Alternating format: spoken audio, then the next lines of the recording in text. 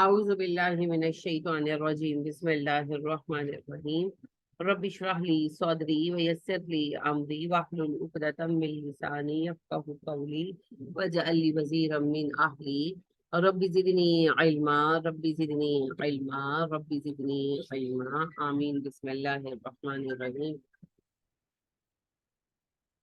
سورہ لہب ہے جی آج، ماشاءاللہ آپ کا قرآن مجید مکمل ہونے والا ہے۔ 111ویں سورت ہے یہ۔ ترتیب توقیفی کے اعتبار سے، ترتیب نزولی کے اعتبار سے 5ویں یا 6ٹھی وحی قرار دی جاتی ہے۔ بہت آغاز میں یہ سورہ جو ہے یہ اتری۔ نبی کریم صلی اللہ علیہ وآلہ وسلم جو ہے جب آپ پر وحی کا آغاز ہی ہوا، اور ظاہری بات ہے کہ آغاز کس سے تھا؟ کفار کی برائی سے اور ان کے بتوں کی برائی سے۔ تو ان لوگوں کو بڑا غصہ تھا ان باتوں کا، اور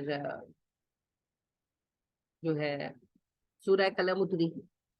سورہ قلم میں خاص طور پر جو سرداران قریش ہیں ان کے کردار پر اعتراض اٹھایا گیا کہ یہ لوگ بد زبان ہیں، تنگ دل ہیں، بد مزاج ہیں، اور اس پر ان لوگوں کو یہ دعوے ہیں کہ ہم اچھے ہیں۔ سورہ معون آئی، اس میں بھی یہی باتیں اٹھائی گئی، آپ نے بھی ریسنٹ کی معون پڑھی ہے، اس میں بھی یہی سوال اٹھائے گئے۔ تو اس سے جو ہے نا ظاہر ہے کہ ان لوگوں کو غصہ تو بہت آتا تھا۔ تو ابو لہب جو ہے آپ صلی اللہ علیہ وسلم کا سگا چچا تھا، حقیقی چچا۔ اب یہ ہے کہ نبی کریم صلی اللہ علیہ وسلم نے جب اعلانیہ تبلیغ شروع کی ہے، اعلان نبوت فرمایا ہے، تو قریش کے دو بڑے حصے تھے، دو بڑے خاندان تھے، امیہ، بنو امیہ اور بنو ہاشم۔ امی خاندان وہ ہے جس میں ابو جہل شامل تھا، آپ کا چچا تو لگتا تھا کزن چچا تھا، یعنی رشتے کا چاچا تھا۔ دوسرے بنی ہاشم تھے، آپ کے اپنے سگے رشتے دار، ڈائریکٹ آپ کے دادا کی اولاد۔ ہاشم آپ کے پردادا تھے نا، تو ان سے جو آپ کے چچا وغیرہ تھے وہ بنی ہاشم تھے۔ تو آگے چل کر اسلامی تاریخ میں بھی ان دو خاندانوں کی بڑی خصوصیت رہی ہے، اموی اور ہاشمی۔ اب ہاشمی جو خاندان تھا آپ کا اپنا، ایمان تو گریجول ہی لائے ہیں، لیکن آپ نے مخالفت نہیں کی، یعنی فیملی بیس پر آپ کو سپورٹ کی۔ اس کی سب سے بڑی مثال خود ابو طالب ہے، ایمان تو نہیں لائے لیکن آپ کو سپورٹ کیا۔ کیوں کیا؟ جب وہ ایمان نہیں لائے تو سپورٹ کیوں کیا؟ کس حیثیت میں کیا؟ خاندان کی وجہ سے۔ محبت تو اللہ بہتر جانتے ہیں، کرتے ہوں گے، ظاہر چچا تھے، لیکن خاندانی عصبیت کہتے ہیں اس میں۔ آپ نے قبائلی لوگوں میں دیکھا ہو، پٹھانوں میں یا بلوچیوں میں، ہمارے یہاں بھی، ہمارے یہاں قبیلہ نہیں ہوتا، خاندان ہوتا ہے، ٹبر۔ تو گجروں میں جو پیور گجرز ہیں، تو پھر ان میں کیا ہوتا ہے؟ ایک کی لڑائی ہوتی ہے، سارے مل کے مارتے ہیں، پھر وہ بدلہ لینے کے لیے اس پورے خاندان کا کوئی ایک بندہ مارتے، پھر وہ پلٹ کر اس کا ایک بندہ مارتے۔ وہ خاندان ختم ہوتے ہیں تو دشمنیاں ختم ہوتی ہیں، ورنہ وہ خاندانوں کی دشمنیاں کیا ہے؟ اس کو کہتے ہیں خاندانی عصبیت، تعصب سے ہے خاندانی عصبیت۔ پازیٹیو بھی ہوتی ہے، نیگیٹو بھی ہوتی ہے۔ پازیٹیو تب ہوگی جب خاندان میں مصیبت میں سب ایک دوسرے کے ساتھ کھڑے ہوں گے، اور نیگیٹو تب ہوگی جب میرے خاندان کے لوگ ہیں، صحیح ہے غلط ہے، میں نے تو انہیں کے ساتھ کھڑے ہوں۔ عربوں میں دونوں رخ پائے جاتے تھے، پازیٹیو بھی تھا، مصیبت میں ایک دوسرے کا ساتھ دیتے تھے، ساتھ نہیں چھوڑتے تھے، پازیٹیو بھی تھا۔ جیسے نبی کریم صلی اللہ علیہ وسلم یتیم تھے تو کیا چھوڑ دیا کسی نے؟ نہیں، پالا۔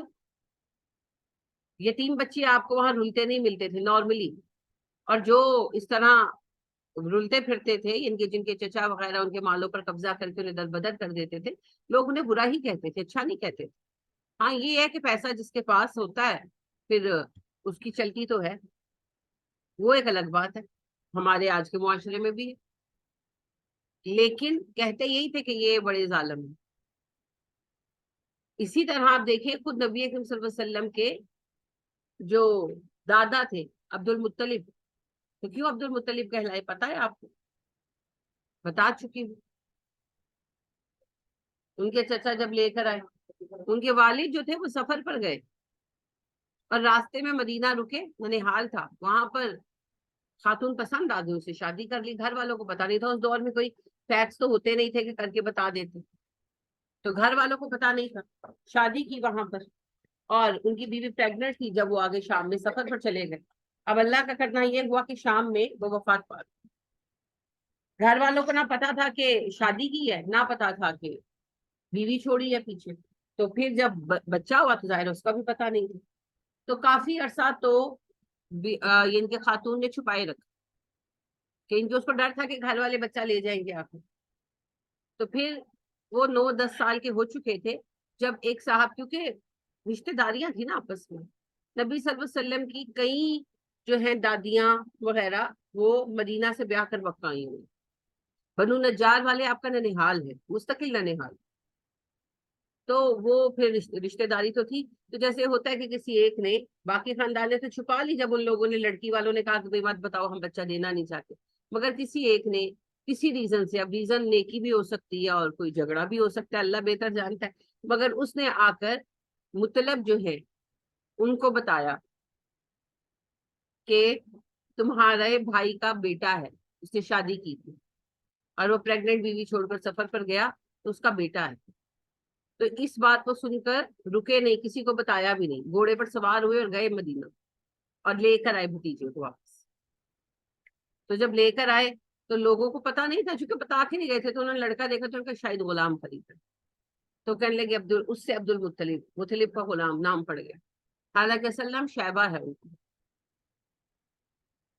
تو رشتے داریاں نبھائی جاتی تھی، کوئی کسی کا ساتھ نہیں چھوڑتا تھا، بڑا معیوب سمجھا جاتا تھا. اور اس کا نیگیٹو پہلو بھی تھا کہ ایک خاندان کے کسی بندے نے کوئی بری حرکت کی ہے کسی کی عورت کے ساتھ، یا کوئی لوٹ مار کی ہے، تو اب خاندان ہے، بے شک وہ غلط ہے، ہم ساتھ تو نہیں چھوڑ سکتے، جنگیں ہو جاتی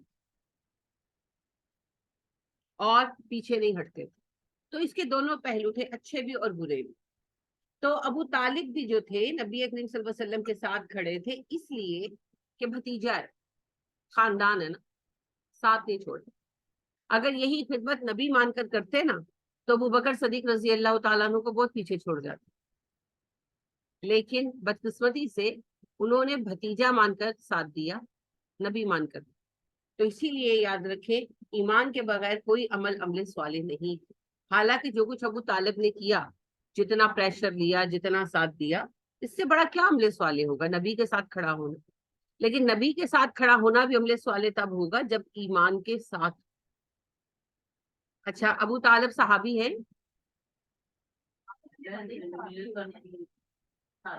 آپ صحابی کی ڈیفینیشن بھول گئے نا، اس لیے مجھے بتا رہے ساتھ رہنے والے صحابی ہوتے ہیں. جی،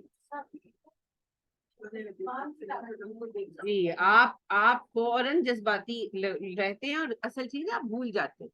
صحابی کی ڈیفینیشن یہ ہے کہ جس نے ایمان کی حالت میں نبی صلی اللہ علیہ وسلم کا ساتھ دیا ہو، ساتھ رہا ہو. 3 کنڈیشنز ہے ساتھ رہنا، باقاعدہ وقت گزارنا، یہ نہیں کہ جھلک دیکھی تو صحابی ہو گیا، اور ایمان کی حالت میں. اگر ابو طالب صحابی ہیں تو ابو جہل کا کیا قصور ہے؟ وہ بھی پھر صحابی مانو، وہ ساتھ نہیں رہا. تو اپنے جواب خود سوچ کر دیا کرو، بولنے سے پہلے سوچا کرو. صحابی وہ ہے جس نے ایمان کی حالت میں نبی کریم صلی اللہ علیہ وسلم کے ساتھ ایک وقت گزارا ہو،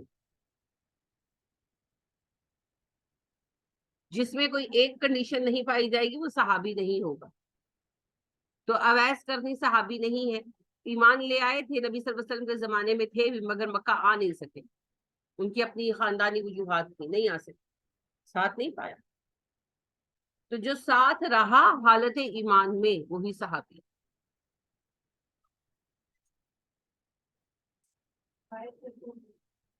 دیکھ بھی نہیں سکے، لیکن دیکھ لیتے بھی تو دیکھنے سے صحابی نہیں ہوتا کوئی، نہیں دیکھ سکے. وہ جب آئے تو نبی صلی اللہ علیہ وسلم رحلت فرما چکے تھے، وفات پا چکے تھے. کچھ اس میں ڈرامہ بنا دیا جاتا ہے، اتنا لمبا ڈرامہ ہرگز نہیں ہے. جب نبی صلی اللہ علیہ وسلم زندہ تھے، ان کی والدہ اکیلی اور بیمار تھی، تو وہ نہیں آ سکے. جب ان کی والدہ نے وفات پائی، ان کی تدفین وغیرہ سے فارغ ہو کر وہ مدینہ آئے ہیں تو نبی صلی اللہ علیہ وسلم وفات پا چکے. سمپل سی بات ہے. نصیب میں صحابیت نہیں تھی. ہر چیز نصیب کے ساتھ ہوتی ہے جی. اللہ نے چن لیا ہے لوگوں. عہد الست پر جس نے اپنے آپ کو جس کام کے لیے پیش کیا، آج وہ وہی کام کر رہا. اللہ نے اس کو سارے ذرائع دے دی. کہا تو ابو جہل نے بھی عہد الست پر ہوگا، میں آخری نبی کے ساتھ کھڑا ہوں، مگر جب وقت آیا تو مخالف کھڑا. تو بہرحال جی، ابو طالب نے ساتھ دیا، لیکن خاندانی عصبیت کی بنا پر، ایمان کی بنا پر نہیں. تو پورا بنی ہاشم ساتھ تھا. ساتھ سے مراد کے نبی صلی اللہ علیہ وسلم کی جان کی حفاظت، ہاتھ نہ لگانا. حمزہ نہیں جا کے لڑ پڑے تھے، ایمان تو بعد میں لائے تھے نا. جب ابو جہل نے گالیاں دی اور حضرت حمزہ شکار سے واپس آ رہے تھے تو ایک کنیز تھی یہ اتبا بن ربیہ کی، وہ کھڑی تھی. تو اس نے کہا کہ بڑے شکاری بنے پھرتے ہو، بڑے پہلوان بنے پھرتے ہو. ابو جہل نے تمہارے ابو الحکم کہتے تھے اصل میں، ابو جہل کو ہم کہتے ہیں. تو کہنے لگے ابو الحکم نے تمہارے بھتیجے کو ایسے اور ایسے کہا. بے خدا بکواس کی ہوگی کوئی. تو حضرت حمزہ کو بہت غصہ آیا. کمان ہاتھ میں تھا، وہیں سے اب اس کو ڈھونڈتے ہوئے آئے ابو جہل کو. تو کعبے کے دامن میں بیٹھے تھے یہ لوگ. کعبے کے آگے جو یعنی کہ ایگزیکٹ کعبہ ہے، اس کے آگے کا سارا علاقہ کھلا تھا، پہاڑی تھی. تو وہاں بیٹھتے تھے، منڈلیاں لگاتے تھے. تو وہاں بیٹھے تھے، گپ شپ چل رہی تھی. تو یہ آئے اور انہوں نے آ کے نا اس کا سر پھاڑ دیا. سر پہ کمان ماری، سر پھٹ گیا. تو کہنے لگے تیری اتنی جرت کہ تو نے میرے بھتیجے کے ساتھ بدتمیزی کی، خبردار اگر دوبارہ میرے بھتیجے کے ساتھ بدتمیزی کی طرح سر کاٹ دوں. دھمکی دے کر چلے گئے. لوگوں نے کہا تم نے کچھ کہا نہیں. خیر ایک تو حضرت حمزہ کا دبدبہ بھی بہت تھا، لیکن خود ابو جہل بھی بڑا پہلوان تھا. مگر اس وقت تک ظاہر ہے رشتے داریاں تو تھیں. تو کہنے لگا کہ جانے دو، میں نے حمزہ کے بھتیجے کو کہا بھی بہت برا تھا، اس کا غصہ جائز تھا. ختم ہو گئی بات. تو یہ آئے نبی صلی اللہ علیہ وسلم کے گھر سیدھا، اپنے گھر نہیں گئے. کہنے لگے بھتیجے میں نے تمہارا بدلہ لے لیا. تو آپ صلی اللہ علیہ وسلم نے کہا مجھے اس بات سے کوئی خوشی نہیں ہے، مجھے خوشی تب ہوگی اگر آپ مسلمان ہو.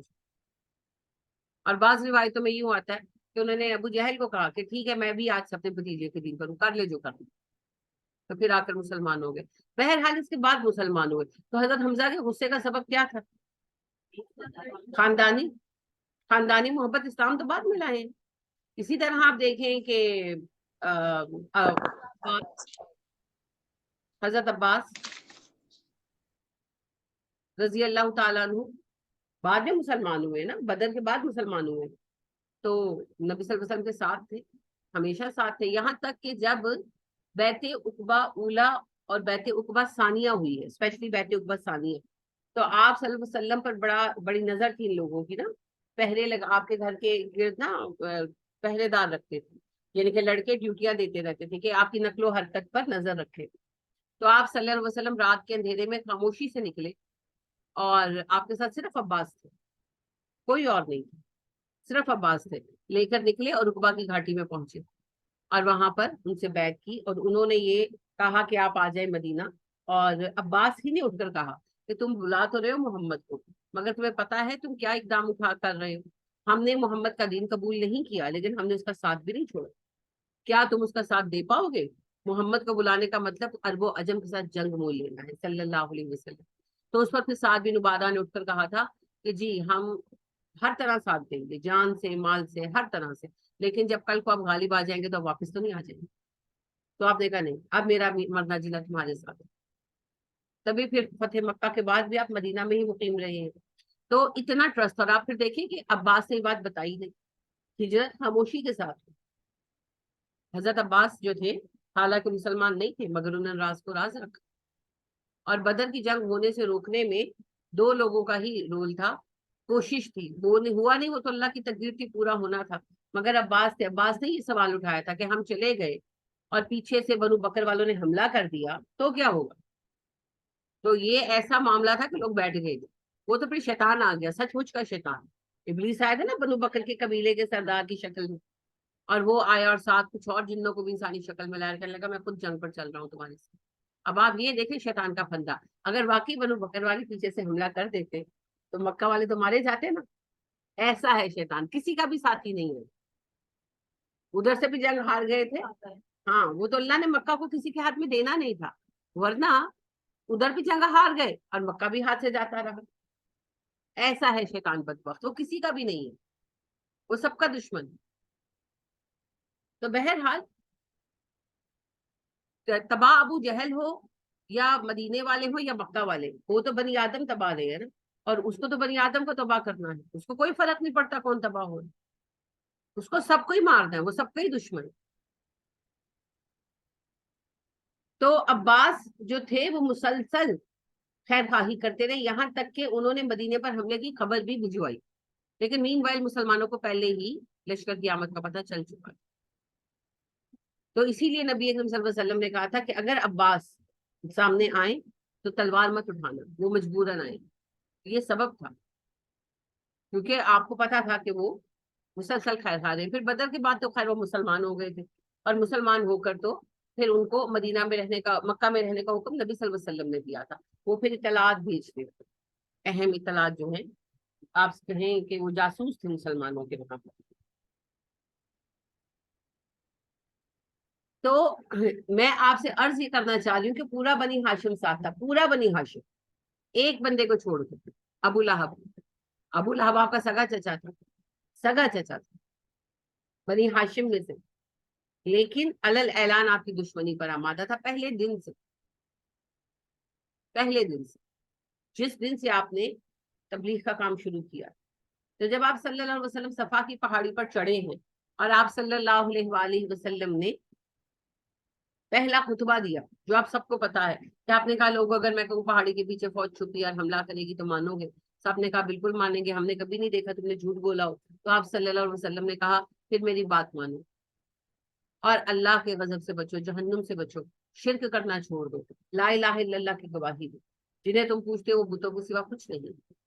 اب یہ اتنا اسپونٹینیس تھا. یہ بات سن تو چکے تھے پہلے بھی، آپ صلی اللہ علیہ وسلم 2-2.5 سال سے تبلیغ کر رہے تھے، اور لڑکوں بچوں کے تھرو یہ بات گھروں میں جا رہی تھی، لیکن انڈائریکٹ تھی نا. کسی نے نہیں سوچا تھا کہ اتنی ہمت ہوگی محمد میں صلی اللہ علیہ وسلم کہ ایک دن وہ ساری قوم کے سامنے کھڑا ہو کر یہ بات کرے. تو پہلا جو اس کا ریاکشن تھا وہ سائلنس. کبھی ایسی بات سنی نہیں تھی، کیا کہیں، بس جسٹ سائلنس. کچھ کہنے کی ہمت نہیں ہوئی، خاموش ہو گئی. ایک خاموشی تھی جس کو سب سے پہلے ابو لہب نے توڑا اور کہا تبا یدا کیا محمد، اے محمد تیرے ہاتھ ٹوٹ جائیں صلی اللہ علیہ وسلم. بد دعا ہے نا، جیسے ہم کہتے تیرا ستیہ ناس ہو، اسی طرح سے بد دعا ہے، کسی پر ناراضگی کے اظہار کا ذریعہ ہے. بڑی ایسے بد دعا نہیں ہے کسی اپنے پر، جیسے ہم بچوں کو کہتے ہیں کہ دفع ہو جاؤ ٹائپ جملے، لیکن نبی صلی اللہ علیہ وسلم نبی ہیں. اب اس نے جو یہ کہا اپنے بھتیجے کو نہیں کہا نا، اس نے نبی کو کہا، بھتیجے سے تو بہت پیار کرتا تھا. لہٰذا جب یہ پتا چلا کہ بھائی کی بیوہ کے گھر بیٹا ہوا ہے تو خوشی میں اپنی قریب حضرت صہیبہ کو آزاد کیا تھا نا. بھتیجے سے تو اتنا پیار کرتا تھا، بہت پیار کرتا تھا، لیکن غصہ کس پر تھا؟ نبی پر. جب تک آپ صلی اللہ علیہ وسلم بھتیجے تھے کبھی ابو لہب نے کوئی ٹانگ اڑائی؟ کبھی آپ کے خلاف کوئی کوشش کی؟ کبھی آپ نے کچھ پڑھا سنا ہو کہ آپ کو بدنام کرنے کی کوشش کی، آپ کی راہ میں روڑا اٹکایا ہو، کچھ کیا ہو؟ نہیں، کچھ بھی نہیں. پیار کرتا تھا جیسے کوئی بھی چچا اپنے بھتیجے کو کرے گا. لیکن جیسے ہی آپ نے اعلان نبوت فرمایا آپ کا دشمن ہو گیا. تو پھر دشمنی کس کے ساتھ تھی؟ حق کے ساتھ، حق کے ساتھ. یہی بات اللہ سورہ طٰہٰ میں کہتے ہیں، اے نبی صلی اللہ علیہ وسلم یہ ظالم آپ کو جھوٹا نہیں کہتے، یہ تو اللہ کی آیتوں کو جھٹلاتے ہیں. نبی صلی اللہ علیہ وسلم تو وہی تھے. آپ دیکھیں ایک لمحہ پہلے صفا پر کھڑے نبی صلی اللہ علیہ وسلم پوچھتے ہیں کہ اگر میں کہوں کہ ایک لشکر حملہ آور ہوگا تو مانو گے؟ کہتے ہیں ہاں محمد تم صادق ہو صلی اللہ علیہ وسلم، تم نے کبھی جھوٹ نہیں بولا، مانیں گے. اگلی بات محمد صلی اللہ علیہ وسلم فرماتے ہیں اچھا پھر میری بات مانو، یہ بت کچھ بھی نہیں ہے جن کو تم پوچھتے ہو، صرف اللہ کی بندگی کرو. اب نہ جھوٹا کہہ سکتے نہ مان سکتے ہیں، سائلنس ہے. نہ جھوٹا کہہ سکتے، جھوٹا بھی نہیں کہہ سکتے، ابھی تو کہا تم صادق ہو، اور اس بات کو مان بھی نہیں سکتے. کیوں؟ کیا رکاوٹ تھی ماننے میں؟ کیا رکاوٹ؟ آبائی عقیدہ، آبا پرست، آبائی عقیدہ.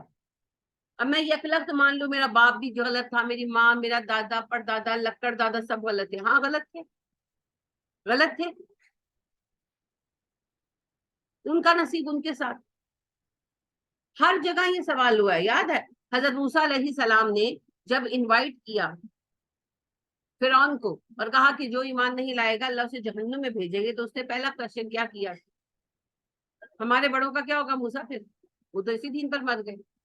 हजरत मूसा नबी थे, अक्लमंद थे, उनमें वो हिकमत थी जो नबियों में होती है। लिहाजा हमारे लोग तो फिर बदतमीजियों पर उतर आते हैं ना जवाब में।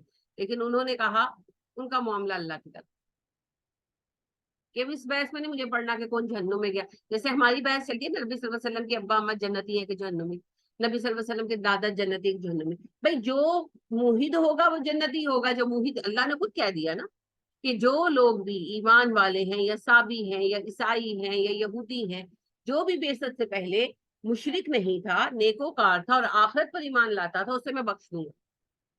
तो अगर ये तीन चीजें थी तो बख्शे जाएंगे, अगर नहीं थी तो वो जाने और अल्लाह जाने। हम ठेकेदार, हम किसी के ठेकेदार। हम उनकी बात करेंगे जिनके साथ हम हैं, जो हमसे पहले गुजर गए। कद खलत उम्मतुम मिन कबलिकुम, वो तुमसे पहली उम्मत थी। लकुम आमालुकुम, उनके अमाल उनके लिए हैं। तो बात ये है कि ये कज बहसी होती है, बेकार की बहसी होती है, इनका कोई मकसद नहीं होता। जिन्होंने सही बहस करनी होती है ना, वो संजीदा बहस से लेकर आगे चलते। तो बहरहाल ये तो बीच में एक तबलीग का पॉइंट आ गया। तो नबी करीम सल्लल्लाहु अलैहि वसल्लम की तस्दीक करने से रोकने वाली चीज आबा परस्ती थी, आबा ये गिरा। आज भी हमें यही चीज रोकती है। यानी मैं अपने सगे भाई से बात करती हूँ ना, जब कि यानी कि गैरुल्लाह से नहीं मांगना चाहिए, तो कहते हैं अच्छा हमारे वालिदैन जो 11वीं का खत्म दिलाते थे वो गलत है, तुसी नवा कुरान पढ़े। नहीं, कुरान तो पुराना ही है, पर अनफॉर्चुनेटली मेरी माँ ने पढ़ा नहीं। यानी कि वैसे तो कुरान पढ़ा और मेरी वालदा ने बहुत लोगों को कुरान पढ़ाया, लेकिन औरल, वो खुद उन्होंने औरल पढ़ा था। अच्छा, तजवीद से भी नहीं पढ़ा था, लेकिन मेरी वालदा का कुरान बहुत बेहतर था। क्योंकि मेरी वालदा, फॉर्चुनेट, सबको अपनी अपनी हिस्से का अल्लाह कुछ ना कुछ देते हैं। तो मेरी वालदा ऑर्फन थी, तो उनको उनकी एक ऐसी खाला ने पाला जो सऊदिया में सेटल रहे थे बहुत साल। उनके बच्चे वगैरह तो अभी भी सऊदिया में होते। तो वो फिर वहां से उन्होंने कुरान वगैरह पढ़ा था, तो उनके पढ़ने में गलतियां नहीं। तो इस वजह से हमें तजवीज, हमने अगरचे तजवीज नहीं सीखी बचपन में, अब तो सीखी, लेकिन हमारी वालदा ने जो हमें पढ़ाया उसमें मेजर गलतियां नहीं थी। बस ये है कि जो मखारिज है बहुत वाजे नहीं है, नहीं थे। आपकी बात नहीं कर रही, पहले की कर रही हूँ। मखारिज बहुत वाजे नहीं थे, लेकिन बाकी कोई गलतियां नहीं थी। जैसे आम लोगों को बहुत गलतियां होती, वो नहीं थी। मखारिज को छोड़कर किसी चीज पर हमें तजवीज में मेहनत नहीं करनी पड़ती। अल्लाह उनको माफ फरमाए, उनके दर्जे बुलंद करे। उन्होंने बहुत बच्चों औरतों को कुरान पढ़ाया, और बहुत मैं अब जब सोचती हूँ, बहुत नकम्मों नकम्मों को पढ़ाया। यानी कि जैसे होते हैं ना पांच बच्चे बहुत, यानी अभी तक मुझे याद है एक बच्ची हुआ करती थी, उसका नाम था बुशरा, उसकी वालदा का नाम था रशीदा। तो वो, उसको याद होता ही नहीं था, उसको याद ही नहीं होता था। लेकिन मेरी वालदा ने भी पढ़ा के छोड़ा। उसकी वालदा की भी तारीफ है। बहुत ही गरीब लोग थे, लेकिन वो जो था पठान फैमिली थी, मगर उस खातून ने भी अपनी बच्ची हटाई नहीं। तो मैं छोटी सी थी तो वो आना शुरू हुई, और मैं बड़ी हो गई थी, 10वीं में 9वीं में पहुंच गई थी, तो उसका कुरान जाकर खत्म हुआ। वो बड़ी थी मुझसे कुछ, लेकिन इनकी मेरी वालदा ऐसी डाई हार्ड टीचर थी, और बहुत मेहनत से उन्होंने सिलाई का काम करती थी, और साथ बिठाकर औरतें भी और बच्चे भी पढ़ते थे। लेकिन उन्होंने कुरान को समझा तो नहीं था, उन्होंने जो जहां से सुना उसको वहां से लिया, और ये ट्रस्ट किया जो उनको करना भी चाहिए था। कि जैसे मस्जिद में उस जमाने में घरों में दर्स का इतना कोई रिवाज नहीं था, हमारे बचपन में ही तो अब आकर हो रहा है। तो मस्जिद में कभी कभी दर्स हुआ करते थे, जैसे शब रात के मौके पर जी। और क्या होता है, मराज शरीफ, मराज शरीफ, हाँ मैं कह भी जो है लोकल लैंग्वेज में रही हूँ। शब्बे बरात ही शबरात कहा जाता था, और मेराज शरीफ नहीं मेराज शरीफ कहा जाता था। तो इन मौकों पर जो है, और 12 वफात, 12 वफात के मौके पर सीरत पर दर्स हुआ करते थे। महफिलें इस तरह की रंगीन नहीं होती थी, उसे दुख का मौका माना जाता था, लेकिन नबी सल्लल्लाहु अलैहि वसल्लम की सीरत पर बयानात वगैरह होते थे। उसके अलावा मुहर्रम के 10 दिन में बयानात होते थे। तो हमारा घर मस्जिद के बहुत करीब रहा है, तो वहां फिर औरतों का भी एहतमाम होता था। तो कभी मेरी वालदा जाती थी, कभी मेरी खाला जाती थी, तो वो जो कुछ छोटी छोटी चीजें थे, जो है वो बिलीव करते थे कि सही बताया गया, जो जाहिर है करना भी चाहिए। اپنی وہ ایک بندہ جو خود ان پڑھ ہے وہ ایک عالم کی محفل میں جائے گا تو وہاں سے جو سنے گا اس کو صحیح مانے گا. تو ان کا علم تو وہی سنا سنایا علم تھا. تو ماننا پڑے گا کہ بہت وہ ہم سے بہت زیادہ جذبے والی تھی, اور اللہ ان کی نیکیوں کو قبول کرے اور خطاؤں کو معاف کرے, لیکن وہ پڑھی لکھی نہیں تھی, وہ بہت کچھ نہیں جانتی تھی. قرآن انہوں نے اس طرح نہیں پڑھا. تو قرآن تو پرانا ہی ہے, قرآن تو نہیں نیا نہیں آیا, لیکن میری والدہ نے نہیں پڑھا اور میں نے اللہ کے فضل اور توفیق سے پڑھ لیا. تو اب جب پڑھ لیا تو میں یہ کہہ کر تو آنکھیں بند نہیں کر سکتی کہ میری امی ایسے نہیں کرتی تھی, تو نہیں یہ قرآن میں ہی کچھ معاذ اللہ غلطی ہے, یوں تو نہیں ہو سکتا. تو یہ سب سے بڑا مسئلہ آبا پرستی, نسل در نسل کیا ہم غلط کرتے آئے ہیں؟ جی ہاں کرتے آئے ہیں, کرتے آئے ہیں. کیا کیا جائے؟ اب اسی وجہ سے کیا ہم غلط رہیں گے کہ ہمارے اجداد ایسے نہیں کرتے؟ نہیں, ہمیں چیزوں کو چینج کرنا ہوگا according to the Quran, according to the Sunnah, ہمیں چیزوں کو بدلنا. معاملے میں سنتے ہی نہیں. اللہ سے مدد کی دعا کریں اور بس کہتے رہیں, آپ کچھ اور کر نہیں سکتے. ہمارے دو ہی کام ہیں, کہنا, دعوت دینا اور دعا کرنا. توفیق اللہ کی طرف سے ہے, توفیق نہ آپ دے سکتے ہیں نہ میں دے سکتی, توفیق من جانب اللہ. تو بہرحال جی نبی کریم صلی اللہ علیہ وسلم کی یہ جو پکار تھی, وہ کہتے ہیں خالی یہ صوت نبی تھی, یہ بجلی کا کڑکا تھا یا صوت ہادی, عرب کی زمین جس نے ساری ہلا دی. یہ پہلے خطبے کے بارے میں کہتے ہیں, یہ بجلی کا کڑکا تھا یا صوت ہادی, عرب کی زمین جس نے ساری ہلا دی. کہ نبی کی آواز تھی یا بجلی کا کڑاکا ہوا تھا, عرب ہل کر رہ گئے, اور واقعی ہل گیا. صرف ایک بات سے, صرف ایک پیغام سے, یہ پیغام ہلا دیتا ہے جی, بڑوں بڑوں کو ہلا دیتا ہے. اس کی قوت پر بھروسہ رکھیے, اس کی قوت پر بھروسہ رکھیے. حق طاقت ہوتا ہے, طاقت حق نہیں ہے. حق میں بہت طاقت ہے, مگر حق کی طاقت پر یقین رکھے اور پھر حق کے لیے ڈٹ کر کھڑے ہو جائے. ہار جیت کا فیصلہ تو اللہ نے کرنا ہے, لیکن یہ جملہ کتنا اثر کرے گا, یہ لا الہ الا اللہ کتنا اثر کرے گا, اس کا انحصار آپ کے اپنے یقین پر. جتنا ڈیپ یہ آپ کے اپنے اندر ہے نا, اتنا ہی اگلے کے اندر جائے, سوائے اس کے کہ اگلا اپنے کان بند کر, وہ پھر اس کی بد نصیبی ہے, ہماری تھوڑی. نبی کریم صلی اللہ علیہ وآلہ وسلم جیسے مبلغ کی زبان سے بھی دعوت حق کو قبول نہیں کیا. ابو جہل نے, ابو لہب نے, ابو طالب نے تو نفرت سے کان بھی بند نہیں کر رکھے تھے. آپ کو کیا لگتا ہے کہ ابو طالب سے بار بار بات نہیں کی ہوگی نبی صلی اللہ علیہ وسلم نے؟ خود سوچیں, کیا بار بار کنونس نہیں کیا ہوگا؟ اگر ابو طالب بھی ایمان لے آتے تو فرق نہ پڑتا, بہت بڑے لیول پر فرق پڑ سکتا. صرف ایک ابو جہل کی ہی یہ بات نہیں,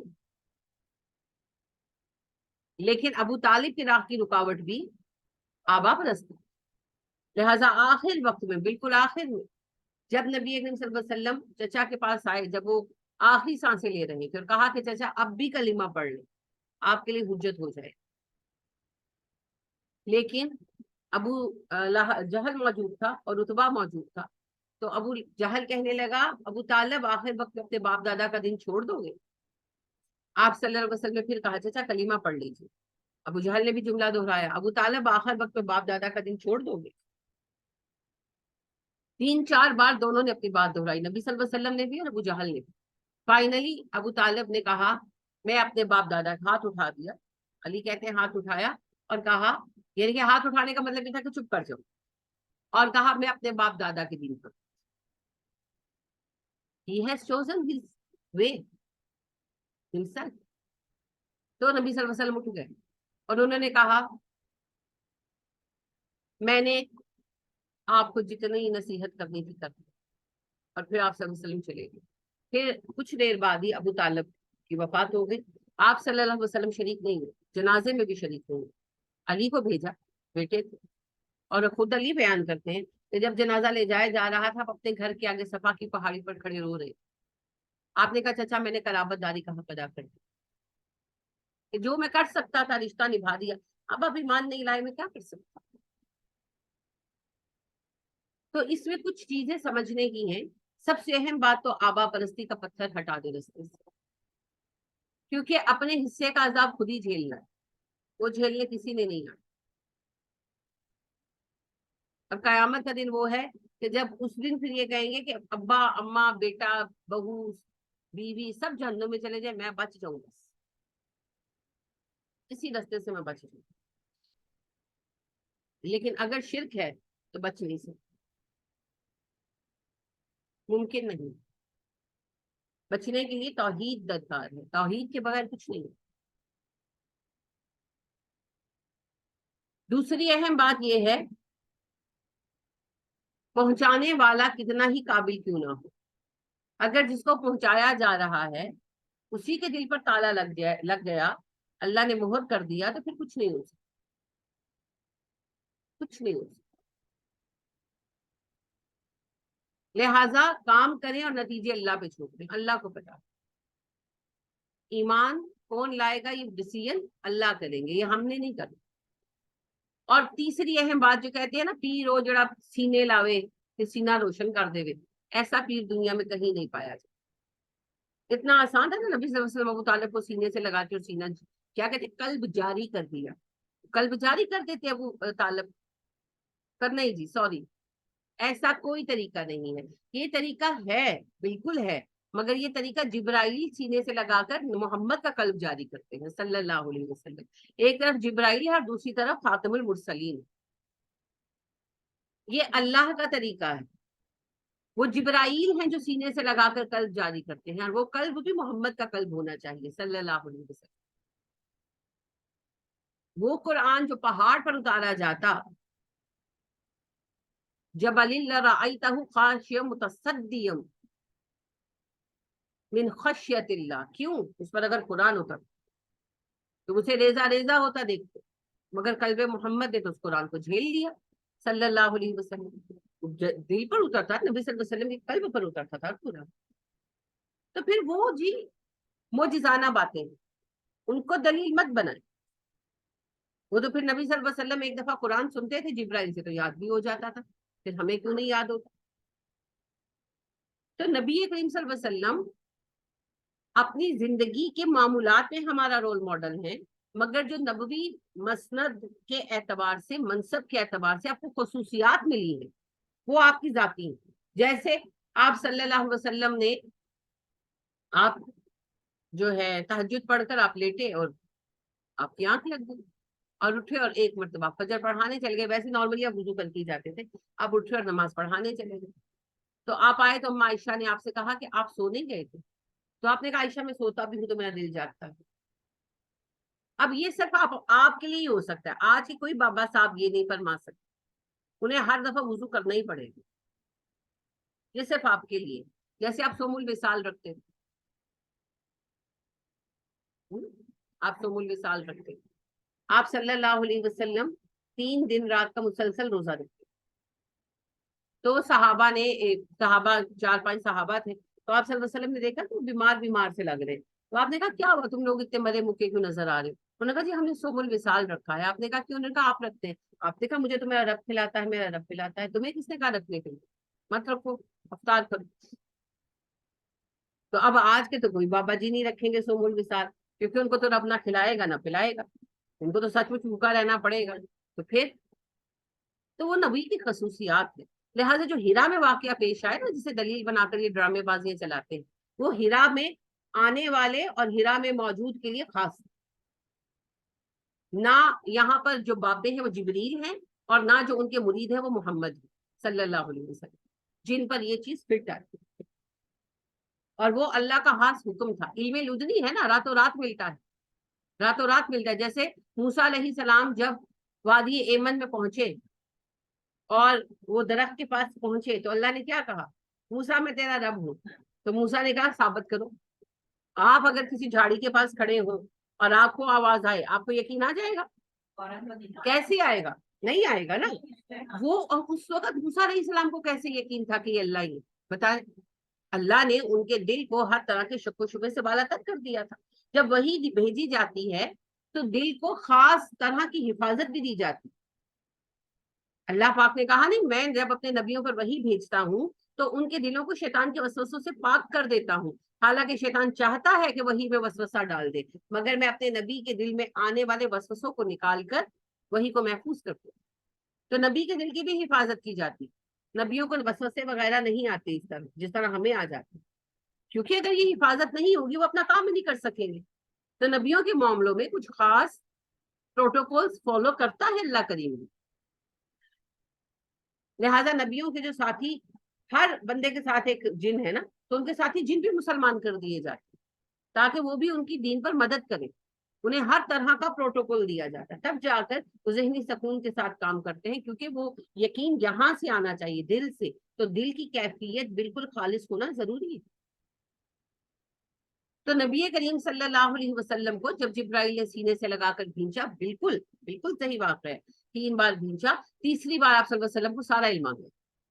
اب اس بات پر یہ کہانی کرتے ہیں کہ جی سینے سے لگا کے سینہ جاری کر دے. اگر نبی صلی اللہ علیہ وسلم نے بحیثیت نبی ایسا کیا ہوتا کسی ایک بندے کے ساتھ تو ہم سوچتے، لیکن آپ صلی اللہ علیہ وسلم نے تو علم پہنچایا.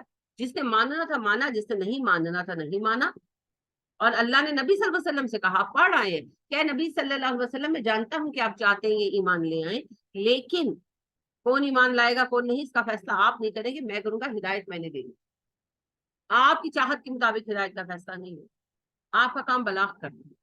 تو جب نبی صلی اللہ علیہ وسلم نہیں کر سکتے فیصلہ تو یہ پیر بابے بیچارے انہوں نے کیا کر، یہ کیا کریں؟ یہ پہلے اپنی ہدایت کی فکر تو کر لیں. ان میں سے کون ہدایت پر ہے کون نہیں یہ تو ڈیسائیڈ ہو جائے. تو یہ بیکار باتیں ہیں، ان کی کوئی حقیقت نہیں. اگر ایسا ہوتا کہ کسی کو پکڑ کر جکڑ کر سینے سے بھینچ کر ہدایت دی جا سکتی تو ان مائی بلیو پہلے وہ شخص ابو طالب ہوتے جنہیں نبی صلی اللہ علیہ وسلم مسلمان کرتے. لیکن ہوا نہیں نا. لہٰذا وہ ایک قصہ بھی سناتے ہیں، بالکل جھوٹا ہے مگر سناتے ہیں کہ نبی کریم صلی اللہ علیہ وسلم ایک گھر کی، مکہ کے ایک گھر کی دیوار کے ساتھ ٹیک لگا کر کھڑے تھے کچھ دیر.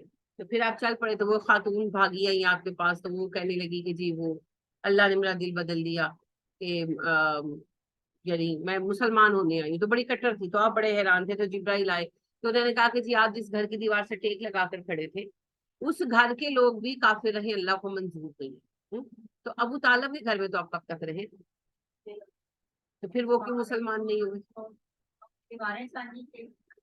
ابو لہب کی آپ کی ایک دیوار تھی، بالکل صحیح. پھر اصل میں نبی اکرم صلی اللہ علیہ وسلم کی محبت کا تقاضا یہ نہیں کہ آپ جھوٹے قصے بنائیں.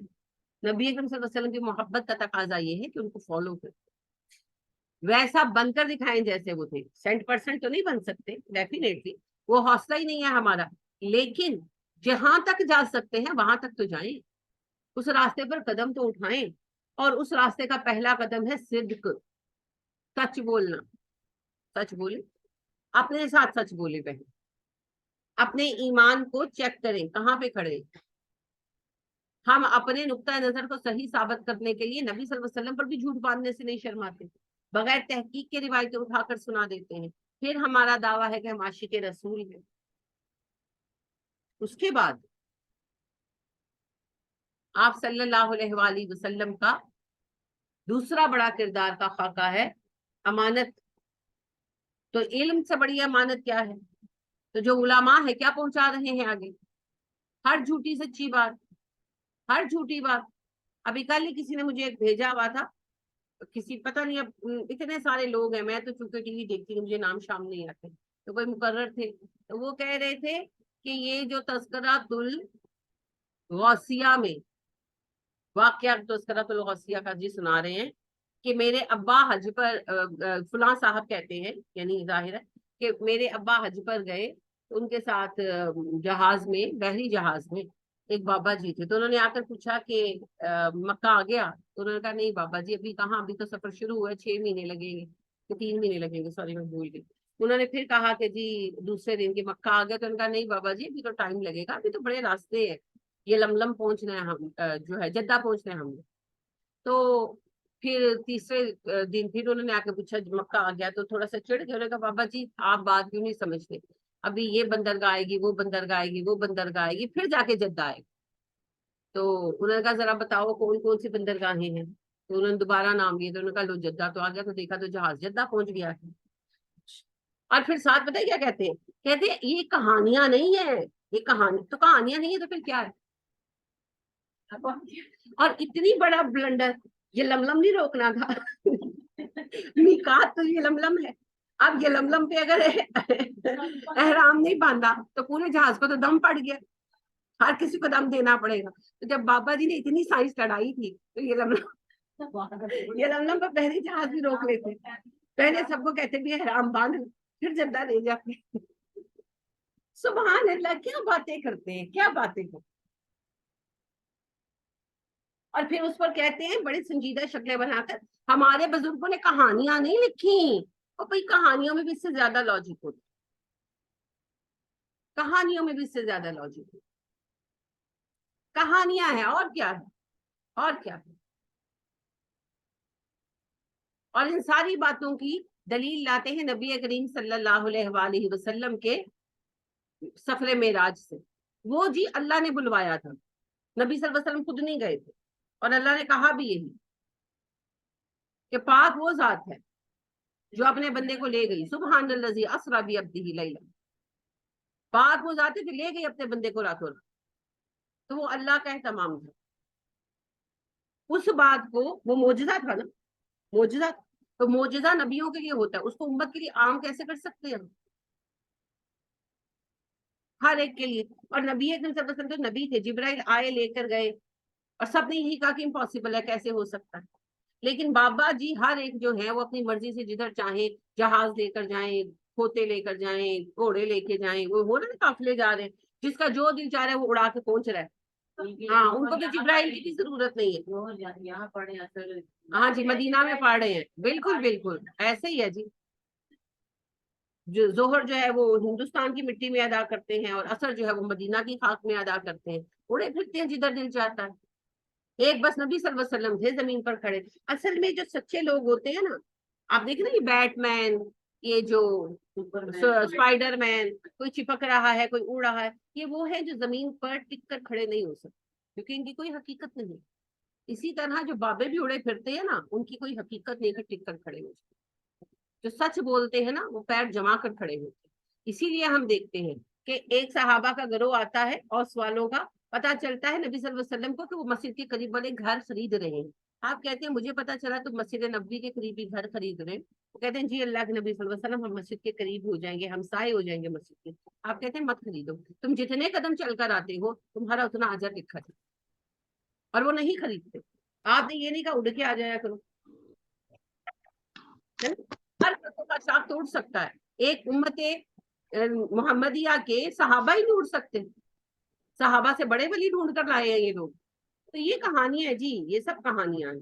انا للہ و انا الیہ راجعون. تو جب کوئی دلیل سے بات کرتا ہے تو وہ پھر بیکار حجتوں میں نہیں پڑتا, اور نبیوں کے دلوں کو محفوظ کر دیا جاتا ہے. وہ تو ان کا فارمولا ہے, وہ تو فارمولا ہے. جہاں کچھ نہ بنے نا وہاں گستاخی رسول کا شور مچا دے. جب کوئی جواب بن نہ پڑے تو پھر کیا کرے.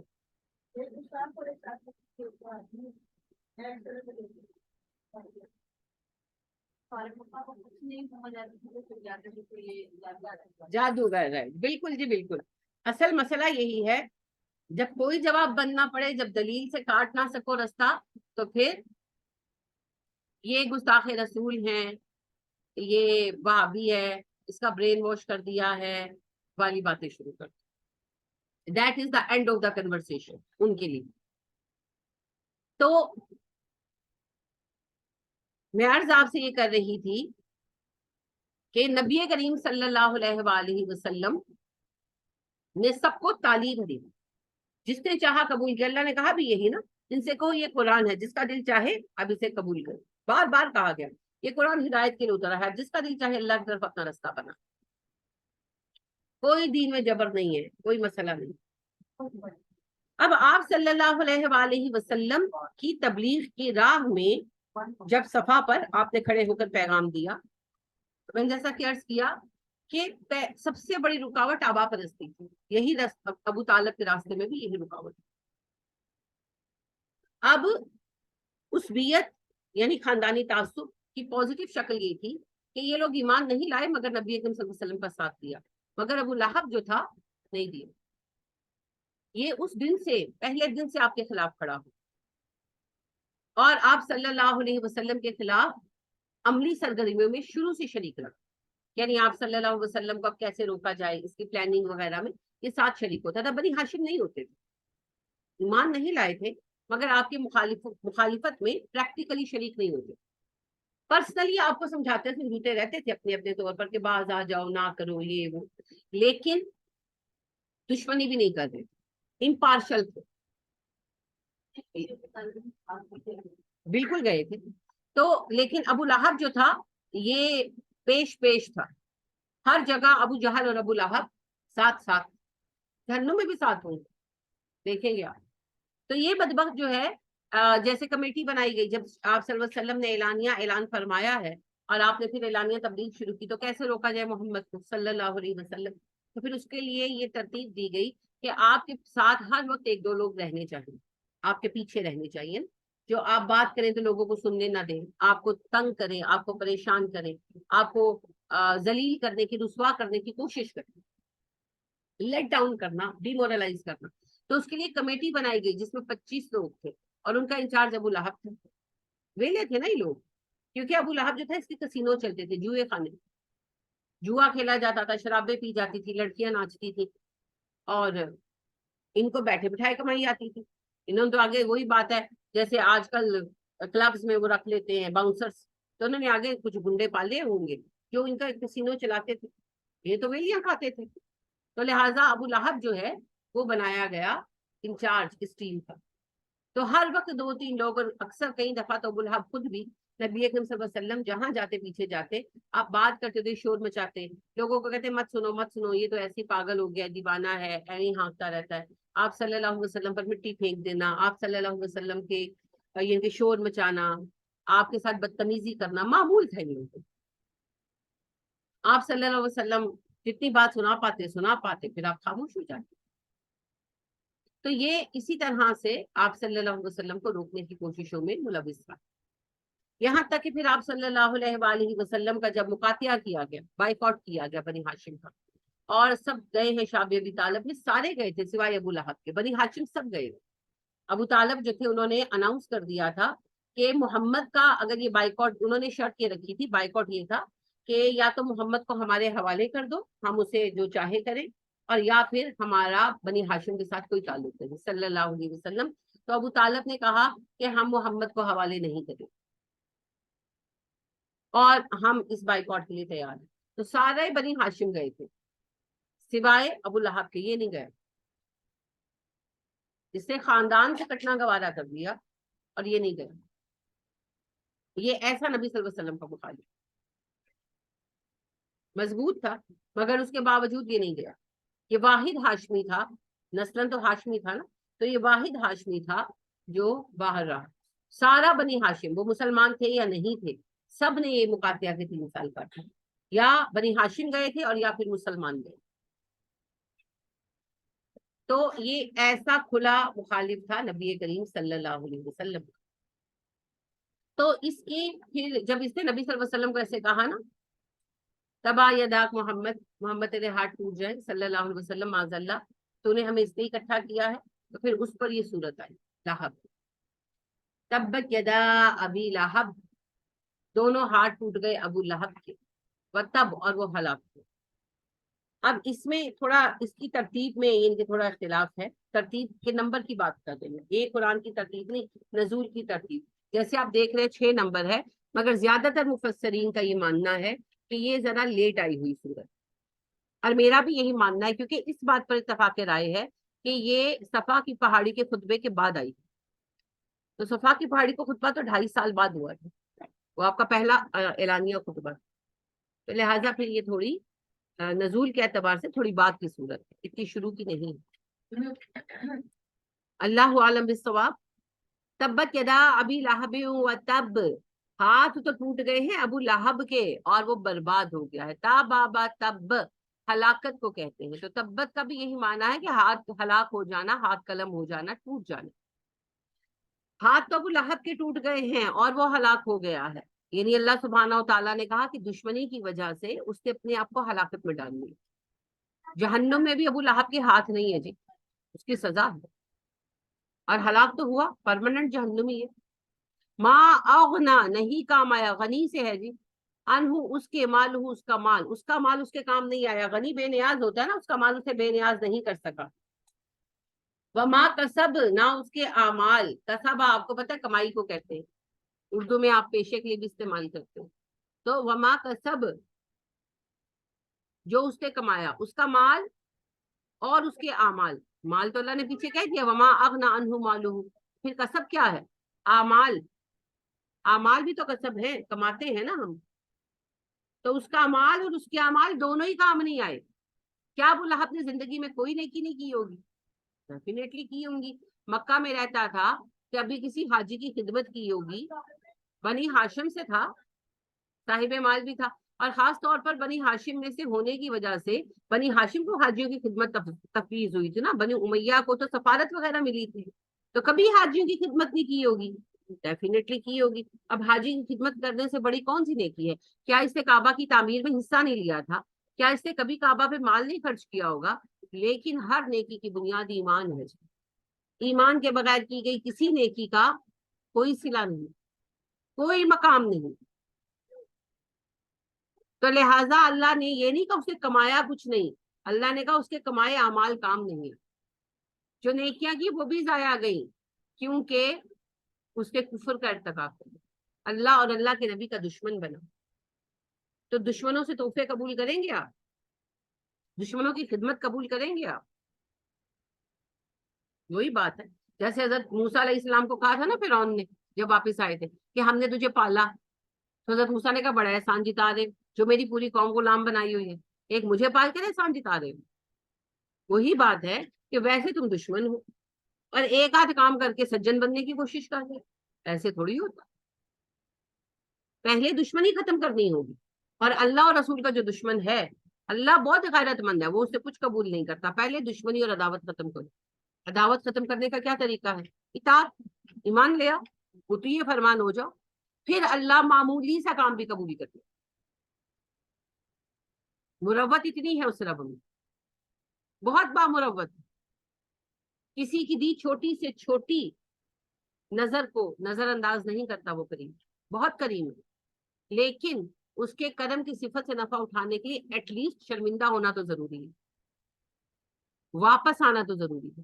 ایمان لے آؤ، پھر ایک کھجور اللہ کی راہ میں دو گے اس کا بھی اجر ملے گا.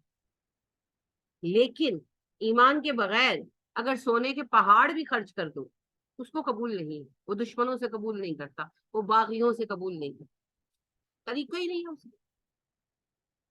لہذا جو بھی اعمال کبھی کیے ابو لہب نے، اور ڈیفینیٹلی کیے ہوں گے، کیونکہ عربوں میں حاجیوں کی خدمت اور کعبے کی خدمت کو بہت بڑی نیکی مانتے تھے اور اس میں ایک دوسرے سے ریس لگاتے تھے. تو اگر ایمان کے ساتھ کرتے تو یقیناً بدلہ پاتے. لیکن جب ایمان کے بغیر کیا تو اللہ نے کہا نہ تو مال کام آیا، بہت مال تھا، کسینوں چلاتا تھا، کئی کسینوں تھے تو بہت مالدار تھا، لیکن نہ اس کا مال کام آیا اور نہ ہی اعمال، سب ضائع. کفر کے ساتھ کچھ کام نہیں آئے گا. سیسلا، ان قریب وہ جلے گا، نارن آگ میں، ذات لہب شعلے والی. لہب اصل میں شعلے کو ہی کہتے ہیں. یہ بہت خوبصورت آدمی تھا اور اس کا چہرہ چمکتا تھا اور اس کے ناک رخسار سرخ ہو جاتے تھے. جیسے آپ نے بھی دیکھا ہوگا بعض بچے بہت خوبصورت ہوتے ہیں تو ان کے گال اس طرح دمکتے ہیں سرخی سے جیسے بلش آن لگایا ہوتا ہے نا ایسے. تو یہ بھی ایسا ہی تھا. اللہ نے اسے اتنا خوش شکل بنایا تھا کہ اس کے ہونٹ، اس کے گال، خاص طور پر گال دہکتے تھے. تو اسی سے پھر اس کو ابو لہب کہا گیا کہ اس کا تو منہ جو ہے ایسے سرخ ہوتا ہے، اس کے رخسار، اس کے لب کہ جیسے آگ کے شعلے. جیسے آپ اردو میں ٹرم استعمال کرتے ہیں آتشی رخسار، دہکتے رخسار. وہی مانا تھا. تو لہب شعلے کو کہتے ہیں. ان قریب وہ ایسی آگ میں جلے گا جس میں شعلے بھڑک رہے ہوں گے. جہنم کی آگ جی. اللہم انی اعوذ بک من عذاب النار اللہم لا تجعلنا منہم. اللہ ہمیں ان میں شامل نہ کرے, آمین. وامراتہ, اور اس کی بیوی بھی, اس کی بیوی بھی ام جمیل. اتنی خوبصورت تھی وہ بدبخت عورت بھی کہ اس کو ام جمیل کہا گیا. حسن کی ماں, کوئی بیٹا نہیں تھا جمیل اس کا, اس کے حسن کی وجہ سے اس کا لقب پڑ گیا تھا. یہ کنیتیں نہیں ہے, نہ ابو لہب کنیت ہے نہ ام جمیل کنیت, یہ ان دونوں کے لقب ہیں اور حسن کی وجہ سے, یعنی کہ چاند سورج کی جوڑی بن تھی گویا لوگوں کے نزدیک. لیکن جہنم, اللہ کہتے ہیں اس کی بیوی بھی جہنم میں جائے گی, کیونکہ نبی صلی اللہ علیہ وسلم کی دشمنی میں پیش پیش. آپ صلی اللہ علیہ وآلہ وسلم کے ہمسائے تھے, دیوار ایک تھی دونوں, بہت ستاتے تھے. گند آپ کے صحن میں پھینک دیتے, جانور قربان کرتے, یعنی کہ کھانے کے لیے جانور ذبح کرتے تو اوجڑی آپ کے صحن میں پھینک دیتے. بہت ستاتے تھے آپ.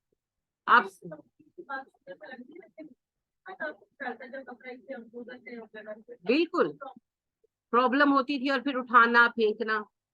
آپ صلی اللہ علیہ وسلم, اب ظاہر ہے اس زمانے میں صحن بھی جو ہوتے تھے کچن ہی ہوتے, کچن بھی صحن ہی ہوتے تھے, اوپن چولہے ہوتے تھے نا مٹی کے, وہی تھے. پانی نہیں ہوتا تھا تو گند پھینکتے, اکثر ہانڈی میں گند پڑ جاتا.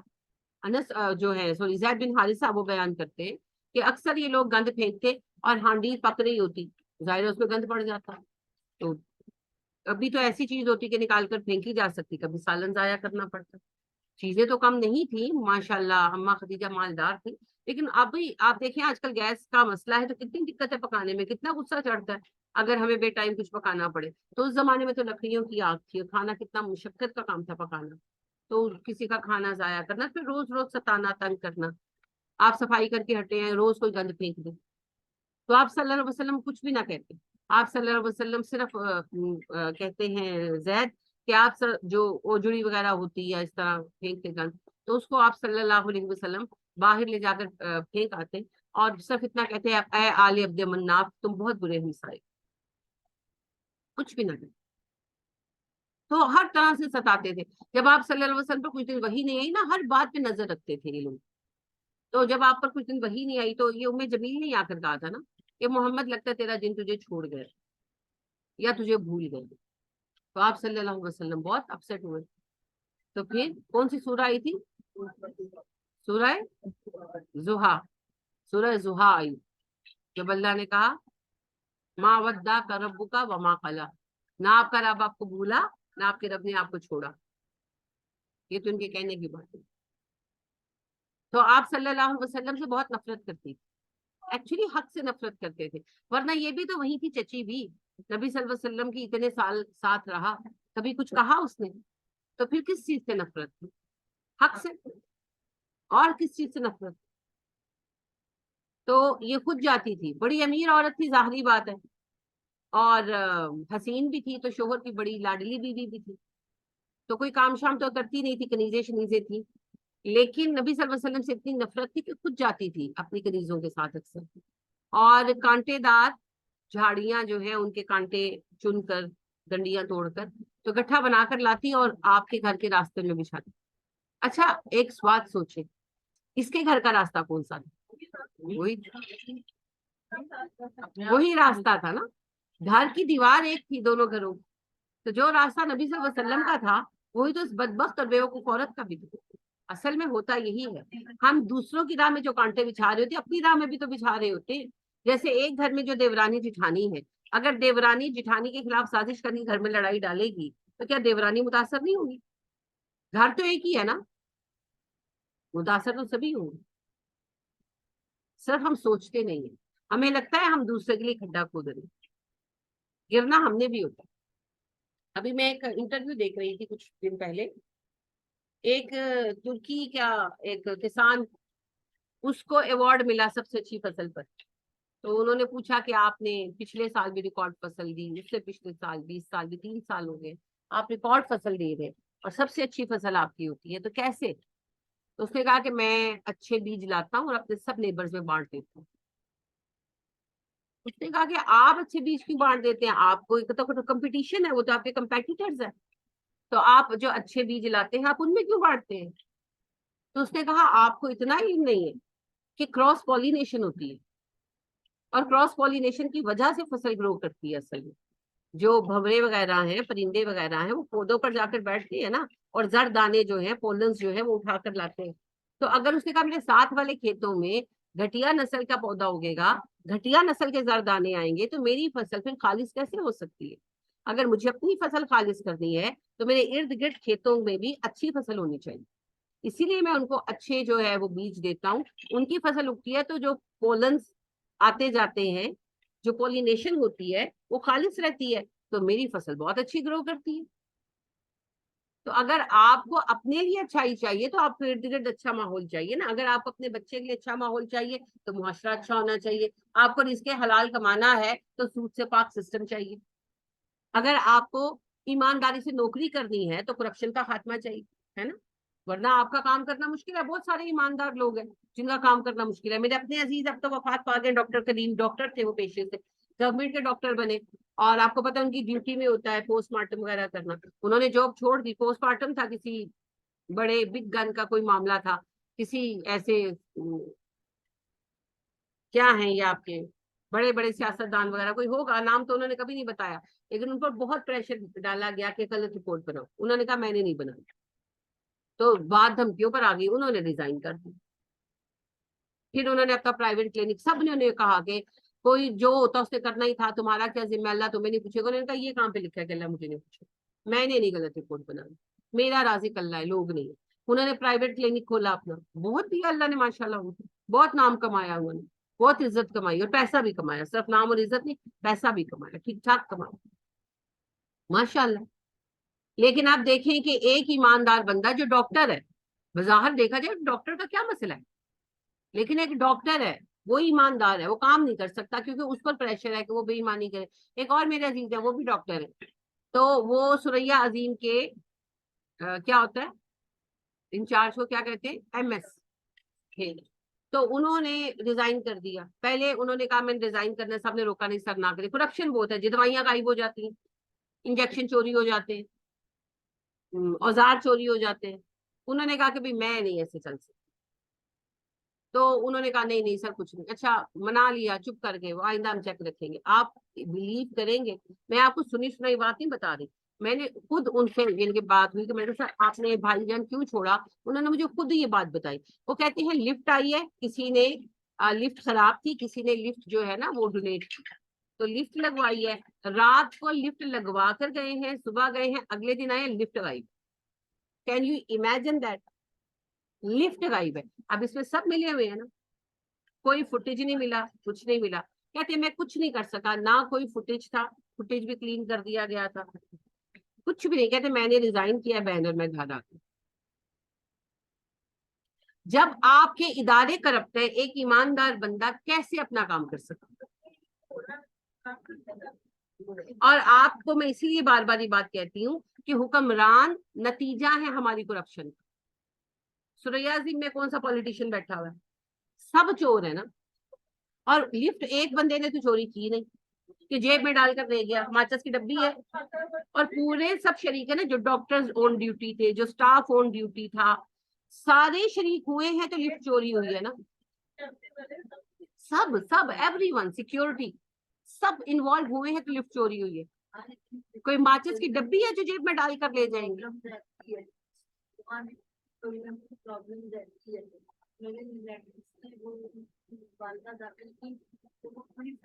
فیملی آئی اور جب وہ کرنے لگے تو میرے خیال سے ویٹ زیادہ ہو گیا, سب آ گئے نا لفٹ پہ, ایک تو نکل گئے, باقی سب آ گئے. وہ اس نے 2 جھٹکے کھائے لفٹ میں, اور سب کی ٹانگیں ٹوٹ گئی. یہ ثریا عظیم کا واقعہ ہے, وہ تقریباً 4 سال پہلے کا.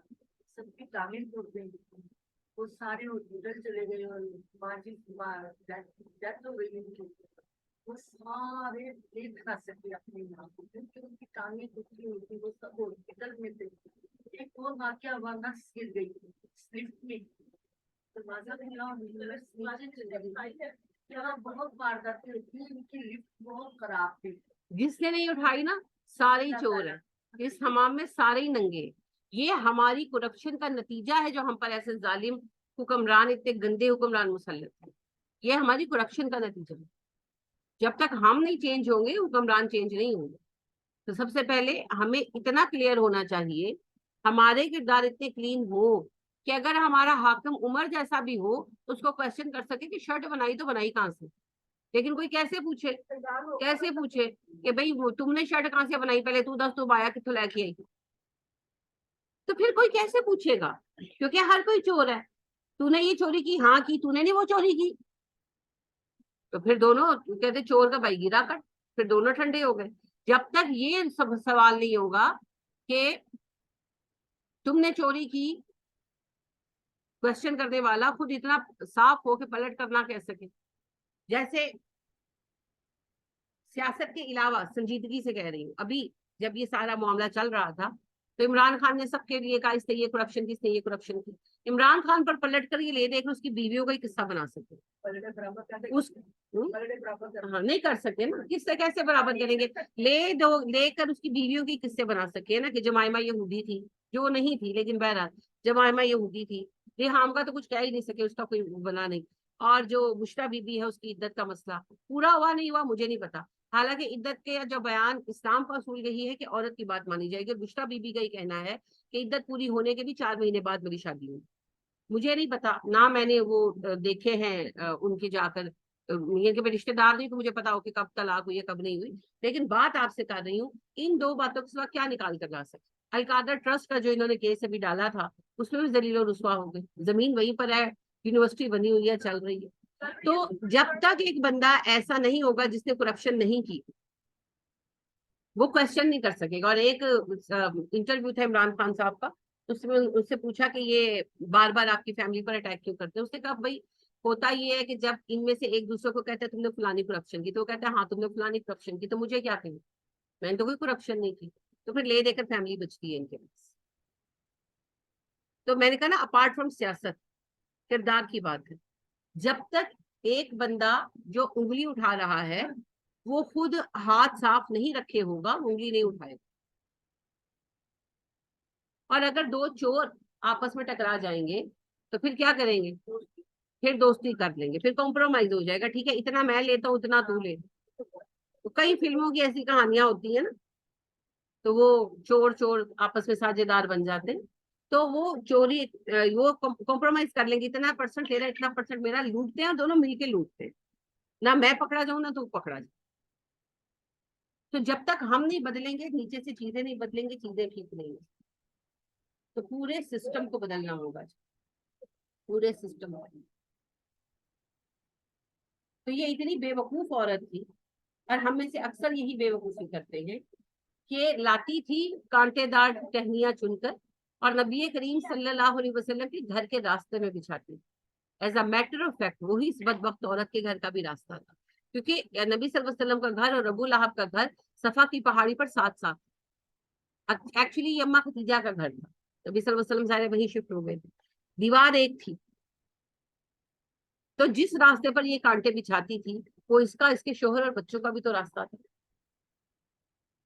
لیکن یہی بات ہم مس کر جاتے ہیں کہ جب ہم کسی کے لیے برا کرتے ہیں تو اس میں ہم خود بھی وہی نقصان اٹھا رہے ہوتے ہیں, مگر ہمیں شعور نہیں ہوتا. شعور آتا ہے کبھی جا کر, اور کبھی کبھی بھی نہیں آتا, جیسے ان بدبختوں کو مرتے وقت تک نہیں آیا. اتنا نفرت کرتی تھی آپ صلی اللہ علیہ وسلم سے, اور در حقیقت یہ نفرت کس سے تھی, سچ سے, حق سے, اللہ کی آیات سے, اللہ کی وحدانیت سے نفرت. اور میں حیران ہوتی تھی کیسے ہو سکتا ہے, مگر آج میں اپنے لوگوں کو دیکھتی ہوں کہ انہیں حق سے اتنی نفرت ہے. آپ بات کریں غوث اعظم کی, آپ بات کریں داتا صاحب کی, کھل اٹھتے ہیں.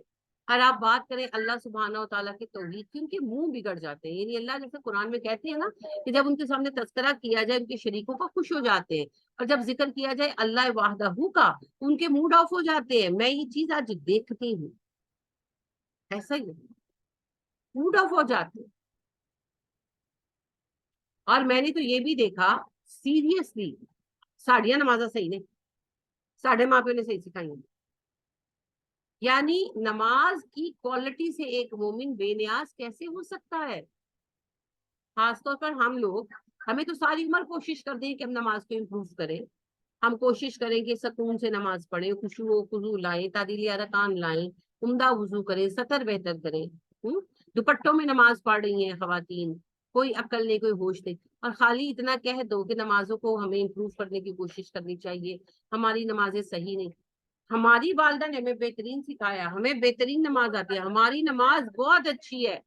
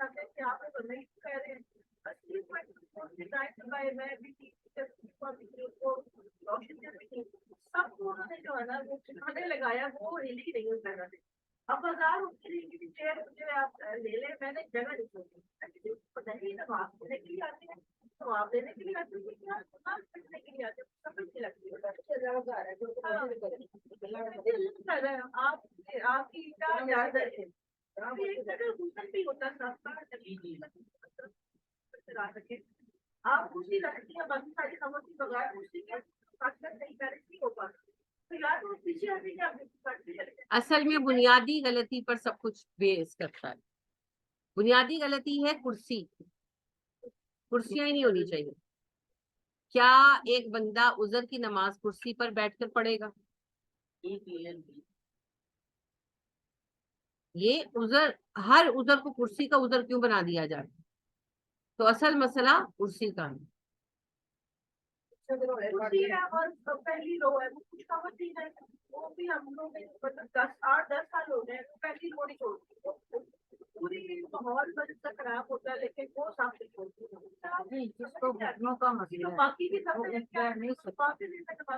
آپا ایسے کتنے کو ہوتے ہیں؟ ایسے لوگ کتنے کو ہوتے ہیں؟ نہیں، میں تو مسئلہ کلیئر کروانا چاہتی ہوں. جس کو واقعی اتنا مسئلہ، اگر وہ ایک دفعہ بیٹھ سکتا ہے، جب تک دیکھیں قاعدہ جو ہے، تشہد جو ہے، یہ بھی تو نماز کا حصہ ہے نا. تو اول نماز اگر آپ ایک دفعہ، اتنی طاقت ہے کہ ایک دفعہ بیٹھیں، اور بیٹھنے میں کوئی دقت نہیں، بیٹھ گئے اب کوئی دقت نہیں، اب ایک دفعہ اٹھ سکتے ہیں، بار بار نہیں اٹھ سکتے، تو نماز کھڑے ہو کر شروع کریں اور پھر بیٹھیں، اور بیٹھے زمین پر بیٹھ کر نماز پڑھیں. کرسی پر صرف وہ نماز پڑھے گا جو زمین پر بیٹھ نہیں سکتا. جیسے کسی کی ہپ بون ٹوٹ گئی ہے، نہیں، سجدہ نہ کرنے سے کرسی پر بیٹھنا کیوں آئے گا؟ جو بیٹھ سکتا ہے، سجدہ نہ کر سکنا اور زمین پر نہ بیٹھ سکنا دو الگ الگ باتیں. سجدہ تو کرسی پر بیٹھ کر بھی نہیں کر سکتا، اس کی کمر میں تکلیف ہے، وہ جھک نہیں سکتا، تو کرسی پر بیٹھنے سے اسے کیا حاصل ہوگا؟ وہ زمین پر بیٹھے، سجدہ اشارے سے کرے. کرسی پر صرف وہ بیٹھے گا جو زمین پر بیٹھ نہیں سکتا، اور ایسا کیس آپ کو لاکھوں میں ایک ملے گا. کسی کی ہپ بون ٹوٹ گئی ہے، یا اللہ معاف کرے کسی کو کوئی ایسا آپریشن وغیرہ ہوا، یعنی کہ جو نچلا حصہ ہے ان کا کوئی ایسا متاثر ہو گیا، کوئی زخم ہے، ہاں، بینڈ ہونے کی بات نہیں ہو رہی نا، گھٹنے بینڈ کرنے پڑتے ہیں، اس کا بھی حل ہے. آپ ٹانگے چونکڑی مار کر بیٹھ سکتے ہیں، آپ ٹانگے لمبی کر کے بیٹھ سکتے ہیں. صحابہ ایسے ہی بیٹھتے.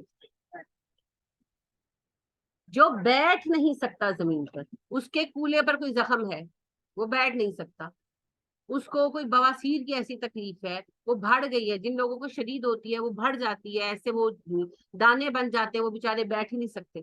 جس کو کولوں میں باٹم میں ایسی تکلیف ہے وہ بیٹھ نہیں سکتا، وہ کرسی پر بیٹھے گا کہ بھئی وہ نیچے بیٹھ ہی نہیں سکتا.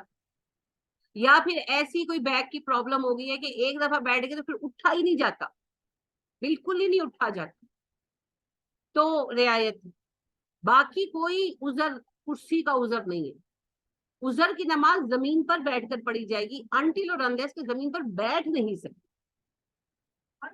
تو زمین پر بیٹھے، اگر آپ کو بار بار اٹھنے میں پرابلم ہے تو بس ایک ہی بار نماز پڑھ کر اٹھیں، پوری نماز ادا کریں اور آخر میں اٹھ جائیں. جیسے سمینا نے مجھے بتایا کہ یہ نیچے نہیں بیٹھ سکتی، یہ اگر نیچے بیٹھتی ہیں ان کو تکلیف شروع ہو جاتی ہے. جب کبھی ویسے تو ماشاءاللہ یہ نماز صحیح اپنی پوری پڑھتی ہے، مگر انہوں نے کہا کہ اگر کبھی مجھے تکلیف ہو تو میں کرسی پر بیٹھ کر پڑھتی ہوں، میں نیچے نہیں بیٹھ سکتی کیونکہ ان کی وہی ہڈی ٹوٹی ہوئی ہے نا، تو کہتے ہیں مجھے وہیں پر پھر دباؤ آتا ہے، وہ اور چیز ہے۔ لیکن باقی اگر سجدہ نہیں کر سکتے وہ تو کرسی پر بیٹھ کر بھی نہیں کر سکتے، وہ پرابلم تو وہی رہنی ہے۔ تو بنیادی طور پر عذر کی نماز بھی زمین پر ہی ہوگی، سوائے اس کے کہ کوئی زمین پر بیٹھنے سے لاچار ہو، پھر وہ چاہے کرسی پر بیٹھے، چاہے منجے پہ بیٹھے، چاہے بیڈ پہ بیٹھے، وہ پھر اس کو پھر ساری رعایت۔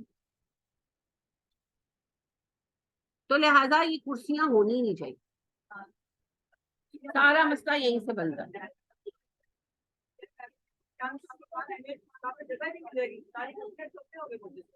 اللہ کے فضل سے ایسا ہی ہوگا کیونکہ جو ہم نے اپنی لائف سٹائل بنایا ہوا ہے نا، کام تو کوئی کرتا نہیں، ہل کے کوئی دیکھتا نہیں، مشینیں ہیں آٹومیٹک کام ہو جاتے ہیں، کام والیاں رکھی ہوئی ہیں، ذرا سا ساتھ والی دکان پر بھی جانا ہے تو گاڑیاں جانی۔ اب دیکھیں ہماری ہیلتھ بہتر ہے، ہمارے بچوں کی خراب ہے، اور اس جوانی میں ہی ان کو کندھوں شندوں کی تکلیفیں ہیں، تو اور اگلے 10-15 سال میں جو پوت جوان ہونی ہے انہوں تو جوانی میں ہی جو ہے گٹو گوڈوں سے رہ جانا ہے۔ تو پھر صحیح کہہ رہی ہے، اس کا کرسی لگی ہونی ہے، ساروں نے عذر کی نماز پڑھ رہا ہوں، کیونکہ یورک ایسڈ تو کھا کھا کے سب کے بڑے ہوئے ہیں، تو سبھی کے گٹوں گوڈوں میں درد ہے۔ تو لہٰذا ایک تو ہیلتھ امپروو کریں سب اپنی، اور دوسری بات یہ ہے کہ عذر کی نماز بھی زمین پر ہونی چاہیے۔ تو یہ جو ہے نا بنیادی چیزیں ٹھیک ہونی چاہیے۔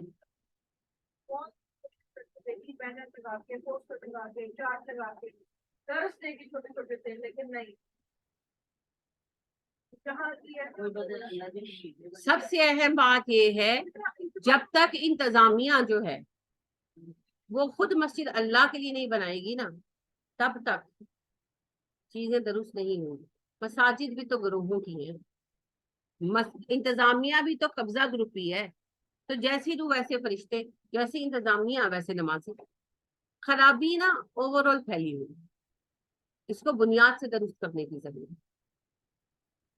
بہرحال تو عرض میں آپ سے یہ کر رہی ہوں کہ ہم لوگ جتنے بھی مسائل پیدا کرتے ہیں دوسروں کے لیے، ہم خود بھی انہی کا شکار ہو رہے ہیں، مگر ہمیں دکھائی نہیں دیتا، جیسے ام جمیل کو دکھائی نہیں دیتا۔ تو یہ ایسے ہی کرتی تھی، حمالۃ الحطب، حمالہ سے ہے جی اٹھانے والا، حمال کہتے ہیں کلی کو، تو حمالہ کا مونس ہے اس کی، بوجھ اٹھانے والی۔ حطب ایندھن کو کہتے ہیں، خشک لکڑی،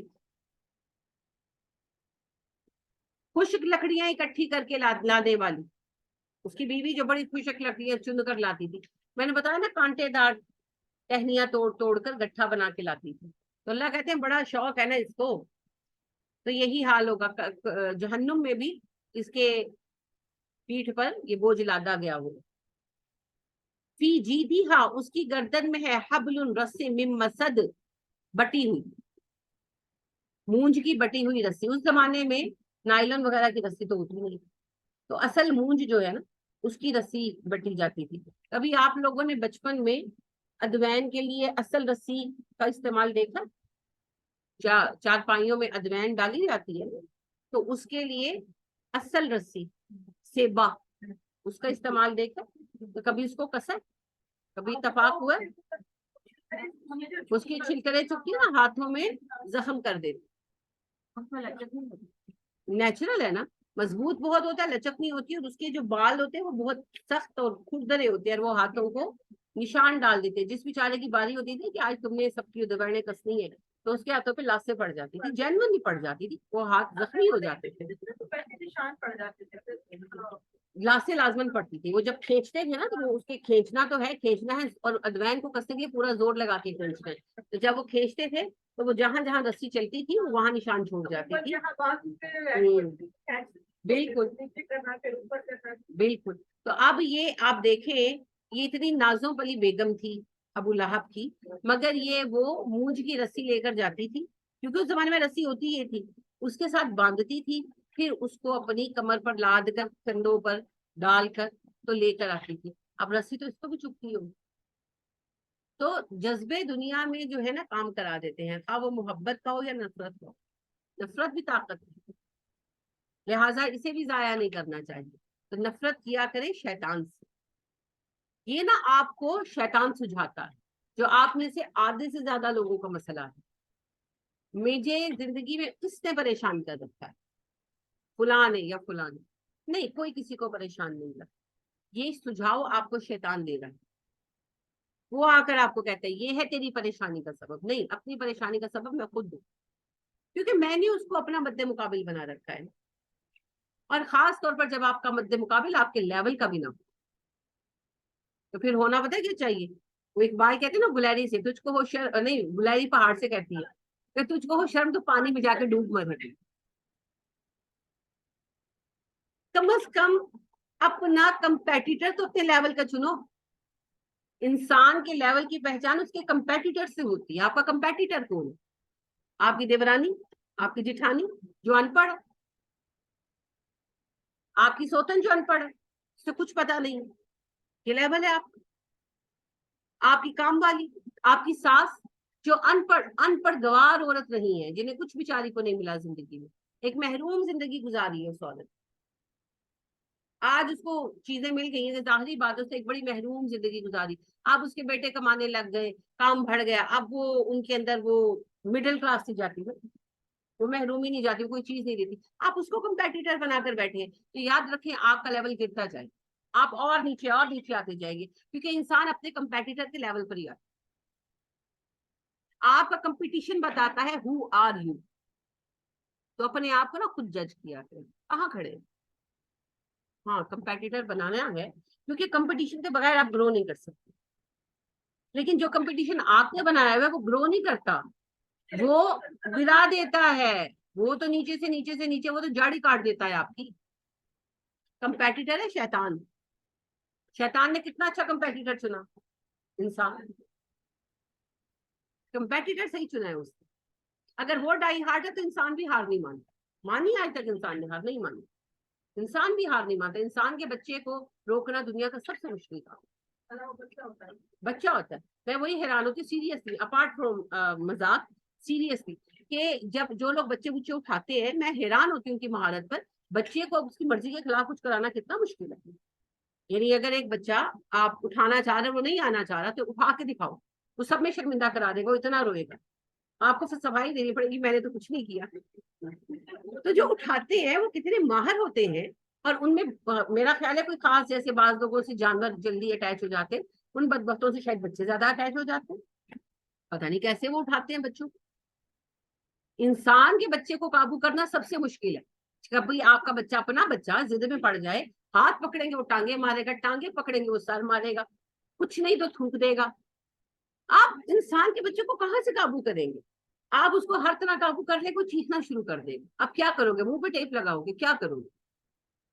انسان کا بچہ ہے، آخر تک ریزسٹ کرے گا، آخر تک ریزسٹ کرے گا. اور ایک چھوٹا سا بچہ، آپ اس کی پاور آف ریزسٹنس نہیں روک سکتے. آپ اسے ڈرا سکتے ہیں وقتی طور پر، جب موقع ملے گا وہ پلٹ وار کرے گا، جب موقع ملے گا وہ پلٹ وار کرے گا. انسان کا بچہ A man can be destroyed, not defeated. انسان تباہ کیا جا سکتا ہے، ہرایا نہیں جا. ہم نے کس کو اپنا کمپیٹیٹر بنا رکھا؟ ان چھوٹی چھوٹی بے وقوفانہ چیزوں کو، اور بہت ہی اپنے سے نچلے. میں ریسزم والے لیول کی بات نہیں کر رہی، علم اور اخلاق کے اعتبار سے اپنے سے بہت نیچے والے لوگوں کو اپنا کمپیٹیٹر بنا. ہمارا کمپٹیشن شیطان کے ساتھ. انسان کچھ نہیں ہوتا، انسان کا عمل دخل نہیں ہوتا کام میں، شیطان یوز کرتا ہے. یہ تو ٹول بنے ہوئے، یہ تو ٹول بنے ہوئے. آپ ان پر ترس آنا چاہیے. جس طرح ٹیررزم میں جو بچے آ کر بم پھاڑتے ہیں نا، وہ اصل مجرم نہیں ہوتے، وہ تو کسی نے یوز کیا ان کو. اصل تو پیچھے کہیں بیٹھا ہے، اس کو جا کر پکڑو، ہے نا. اسی طرح جو آپ پر آ کر اٹیک کر رہا ہے، ہی is not the main culprit. وہ تو خود ایک ٹول ہے بیچارہ، وہ تو وکٹم ہے. کلپریٹ تو پیچھے ہے، شیطان. شیطان. تو آپ کا مقابلہ شیطان کے ساتھ. اپنا لیول بڑھانا، امپروو یور سیلف. اور آپ کی دشمنی صرف شیطان کے ساتھ ہے. شیطان کو شکست دیں، اپنے حسد پر قابو پائیں، اپنے غصے پر قابو پائیں، اپنی نیگیٹیوٹی پر قابو پائیں، اپنے جو ہے नापसंदीदा चीजों पर सब्र करने की आदत अपने अंदर पैदा करें, अपने आप को इम्प्रूव करें। अच्छे के साथ अच्छा होना कोई कमाल नहीं है, वो तो सब होते हैं। मैं आपसे पहले भी कहती हूँ, एक कुत्ता भी है ना, आप रोटी डालेंगे तो दुम्मी हिलाएगा, काटेगा थोड़ी। अच्छे के साथ अच्छा होना कोई कमाल नहीं है, उसके साथ अच्छा होकर दिखाएं जो अच्छा नहीं है, तब बात बनती। और वैसे भी आपका अच्छाई का पैमाना तो आपकी जात तक महदूद है। जो मेरे साथ अच्छा है वो अच्छा है, अल्लाह के यहाँ अच्छाई बुराई के पैमाने मुख्तलिफ। लिहाजा लोगों के बारे में सोचना छोड़ दें वो अच्छा या बुरा है, अपने बारे में सोचे, वेयर एम आई स्टैंडिंग, मैं कहाँ खड़ी हूँ, मोमिनीन में, मुत्तकीन में, मुहसिनीन में, साबरीन में कहाँ खड़ी हूँ, या के यमनाउन अल माउन में। क्योंकि यही चीजें कल जो आप सवाल कर रहे थे और एक तवील डिस्कशन हो रही थी, वो यही बात हम कर रहे थे। और ये सच है कि बड़ी बड़ी चीजों पर दिल नहीं रुकता, दिल तो मामूल की छोटी छोटी बातों पर अटकता। तो ये बड़े थॉटफुल बातें हैं जिनको सोचना हो। तो दुश्मन कौन है हमारा? हमारा दुश्मन सिर्फ एक ही है, वो है शैतान। लिहाजा आप देखिए, यूसुफ अलैहिस्सलाम थे ना, तो उनके भाइयों ने क्या किया आपको पता है, और वो इस बात में उनको कोई शर्मिंदगी कुछ नहीं था। एक दिन पहले, यानी एक दिन पहले नहीं, सॉरी, एक ट्रिप पहले, जब हजरत यूसुफ के पास पहली बार आए, फिर नेक्स्ट उन्होंने कहा बिन्यामीन को लेकर आना, बिन्यामीन को लेकर आए। फिर बिन्यामीन के उसमें से वो प्याला निकला हजरत यूसुफ का, तो केस हजरत यूसुफ के दरबार में आए, तो क्या कहा था हजरत यूसुफ के लोग, इसका भाई भी चोर था। कौन था भाई? यूसुफ। यूसुफ ने क्या कहा, जो तुम कह रहे हो अल्लाह बेहतर जाने। अब उसके बाद नेक्स्ट जब आए और यूसुफ अलैहिस्सलाम ने कहा तुम्हें पता है कि तुमने यूसुफ और उसके भाई के साथ क्या किया अपनी जाहिलियत में, तो उन्होंने कहा अंता यूसुफ, तुम यूसुफ हो? यूसुफ ने कहा हाँ मैं यूसुफ हूँ, ये मेरा भाई। तो उन्होंने कहा यूसुफ हमें माफ कर दो, बेशक अल्लाह ने तुम्हें हम पर तौफीक दी। तो क्या, जब वो यूसुफ अलैहिस्सलाम के पहचान किया और यूसुफ अलैहिस्सलाम से माफी मांगी, तो क्या कहा यूसुफ अलैहिस्सलाम ने? नसरीन ने मुझे भी जवाब दिया और सही जवाब दिया। उन्होंने कहा कि यूसुफ अलैहिस्सलाम ने कहा कि मैं अल्लाह का शुक्र अदा करता हूँ इस बात पर कि अल्लाह ने हमें मिला दिया, इसके बाद कि शैतान ने नजर डाल दिया मेरे और मेरे भाइयों के दरमियान। भाइयों को ब्लेम नहीं किया। क्यों नहीं किया? क्योंकि वो इस बात पर गहरी नजर रखते थे कि इंसान बुनियादी तौर पर बुरा नहीं है, शैतान उसे यूज करता है। हम सबके हार्ट्स प्योर होते हैं, हम बुरा नहीं करना चाहते, लेकिन अगर कोई बुरा करता है तो उसे शैतान यूज कर रहा होता है। तो आप इतने हल्के हैं कि शैतान आपको उठाकर अपना टूल बनाकर दूसरों के लिए यूज करे और आपको जहन्नुम का ईंधन बना दे। डिसीजन आपको करना है कि आपको अल्लाह का बंदा बनकर बावकार रहना है या शैतान के आवाज पर कान धरकर शैतान की राह पर। और यमुना उनल माउन को तो आपने बहुत गौर करना है, क्योंकि सबसे ज्यादा ये हम खवातीन में होता है ना, घर हमारे होते हैं कब्जे में, तो हम लोगों का ही ये लेन देन होता है, तो इसमें आपने बहुत सोचा। बहरहाल मैं आपसे अर्ज यही कर रही हूँ कि अपनी ही राह में कांटे बिछाती थी ये और नबी सल्लल्लाहु अलैहि वसल्लम के लिए ऐसा करती। और ये जो है इतनी मुशक्कत करती कि मूंज की उस रस्सी के साथ वो गट्ठे बांधती अपनी कमर पर और कांटे लेकर आती। तो जहन्नुम में भी ऐसा ही होगा, और इसकी गर्दन में मूंज की बटी हुई रस्सी होगी। क्यों होगी? बुनियादी रीजन तो यही है ना कि ये मूंज की रस्सी लेकर जाती, उसमें लकड़ियां बांधती, उनका गट्ठा बनाती, उसे कमर पर लादती और यानी कि ऐसे कंधों के गिर से गुजार कर गर्दन में नोट लगाती, फिर उसे गर्दन से ऐसे खींचते थे, खुल जाती थी। तो जब ये मरी भी है तो ऐसे ही मरी के ये लेकर आ रही थी गट्ठा, साथ कुछ और खवातीन भी थी। तो उनसे कहने लगी कि तुम लोग चलो, मैं आती हूँ, मैं थोड़ी थक गई हूँ, मैं थोड़ा रेस्ट करूंगी। तो एक दरख्त के नीचे बैठ गई और दरख्त के तने से टेक लगा ली। तो बाहर तो उसकी रस्सी उलझ गई, ये उठने लगी, तो वो रस्सी जो है वो दरख्त से उलझ गई और नॉट टाइट हो गई और इसको ठंडा लगने से, सांस रुकने से मर गई। मगर हदीस में आता है कि फरिश्ते ने रस्सी खींची और उससे ये मर। ठीक है, तो इसको ये अल्लाह की तरफ से सजा मिली। और जहन्नुम में भी ये वो लकड़ियों के गट्ठे और वो मूंछ की रस्सी के साथ हो। हाँ, एक रिवायत यूं आती है کہ اس کا ایک قیمتی ہار تھا، جس کے لیے کہتی تھی کہ جب جنگ ہوگی نا مسلمانوں کے خلاف تو میں اس میں یہ ہار دوں گی. لیکن ایک تو یہ روایت ضعیف ہے، اور دوسرا اس وقت تک ان کو جنگ کی توقع ہی نہیں تھی، یہ پہلے ہی مرمرا گئی. جنگ کا معاملہ تو تب پیش آئے جب مسلمان ہجرت کر کے مدینہ چلے گئے. اس وقت تو ان کے ذہن میں بھی یہ بات نہیں تھی کہ مسلمان ہجرت کر سکتے ہیں، کیونکہ کوئی اپنا گھر قبیلہ چھوڑ کر نہیں جاتا، اور دوسرا مسلمانوں کو تو کوئی منہ لگانے کو تیار نہیں تھا.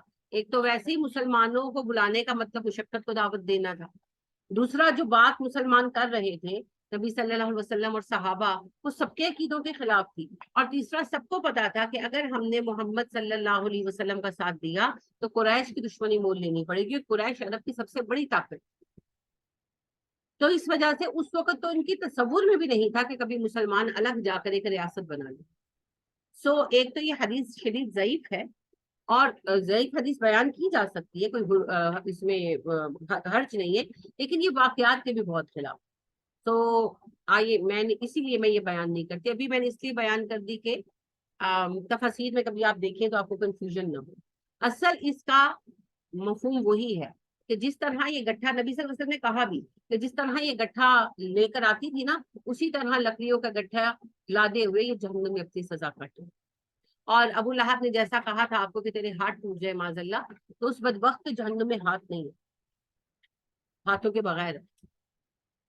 تو میں یہی اس کی صحیح، کیونکہ نبی صلی اللہ علیہ وسلم کی صحیح حدیث میں یہی دلالت کرتی ہے کہ لکڑیوں کا گٹھا اس کی کمر پر ہوگا اور مونج کی رسی اس کے گلے میں ہوگی، اور ساتھ جہنم کی ظاہر ہے جو سزا، بدترین سزا ان کو ملتی ہے جو نبیوں کی مخالفت کرتی ہے. تو نبی کریم صلی اللہ علیہ وسلم کے جتنے بھی مخالف ہوئے بے نام ہو گئے، اور جو آپ صلی اللہ علیہ وسلم کے نام لیوا ہوئے انہیں اللہ نے دنیا میں بھی باعزت کر دیا اور آخرت میں بھی وہ صلحاء میں ہوں گے انشاءاللہ. تو نبی کی مخالفت اللہ کی مخالفت، کیونکہ دیکھیے ایز اے پرسن نبی صلی اللہ علیہ وسلم سے کسی کو دشمنی نہیں. حتیٰ کہ کئی غیر مسلم آج بھی آپ کو ایسے ملیں گے جنہوں نے نبی کریم صلی اللہ علیہ وسلم کی ایز اے پرسن تعریف کی ہے، یعنی آپ کے بارے میں کتابیں تک لکھی کہ بھئی ایز اے پرسن بہت اچھا آدمی، بس یہ خرابی تھی. ٹھیک ہے، یعنی کہ تبلیغ کی خرابی کو چھوڑ کر باقی ہی واز اے نائس مین. کافی نہیں، آپ صلی اللہ علیہ وسلم کی خیر و خوبی کو سراہنا بھی کافی نہیں. جب تک آپ کو نبی نہیں مانتے کام نہیں کی. تو جب یہ باتیں ہوتی ہیں نا کہ آپ صلی اللہ علیہ وسلم بہت اچھے تھے لیکن یہ بات نہیں، وہ بات نہیں، تو اصل بات یہ ہے کہ پھر حق سے دشمن، اور حق کا دشمن حق کے مبلغ کا دوست کیسے ہو سکتا ہے؟ وہ پنجابی میں کہتے ہیں ماں دی سوکن ٹی سے لی، نہیں ہو سکتا نا. تو حق کا دشمن حق کے مبلغ کا دوست کیسے ہو سکتا؟ نہیں ہو سکتا.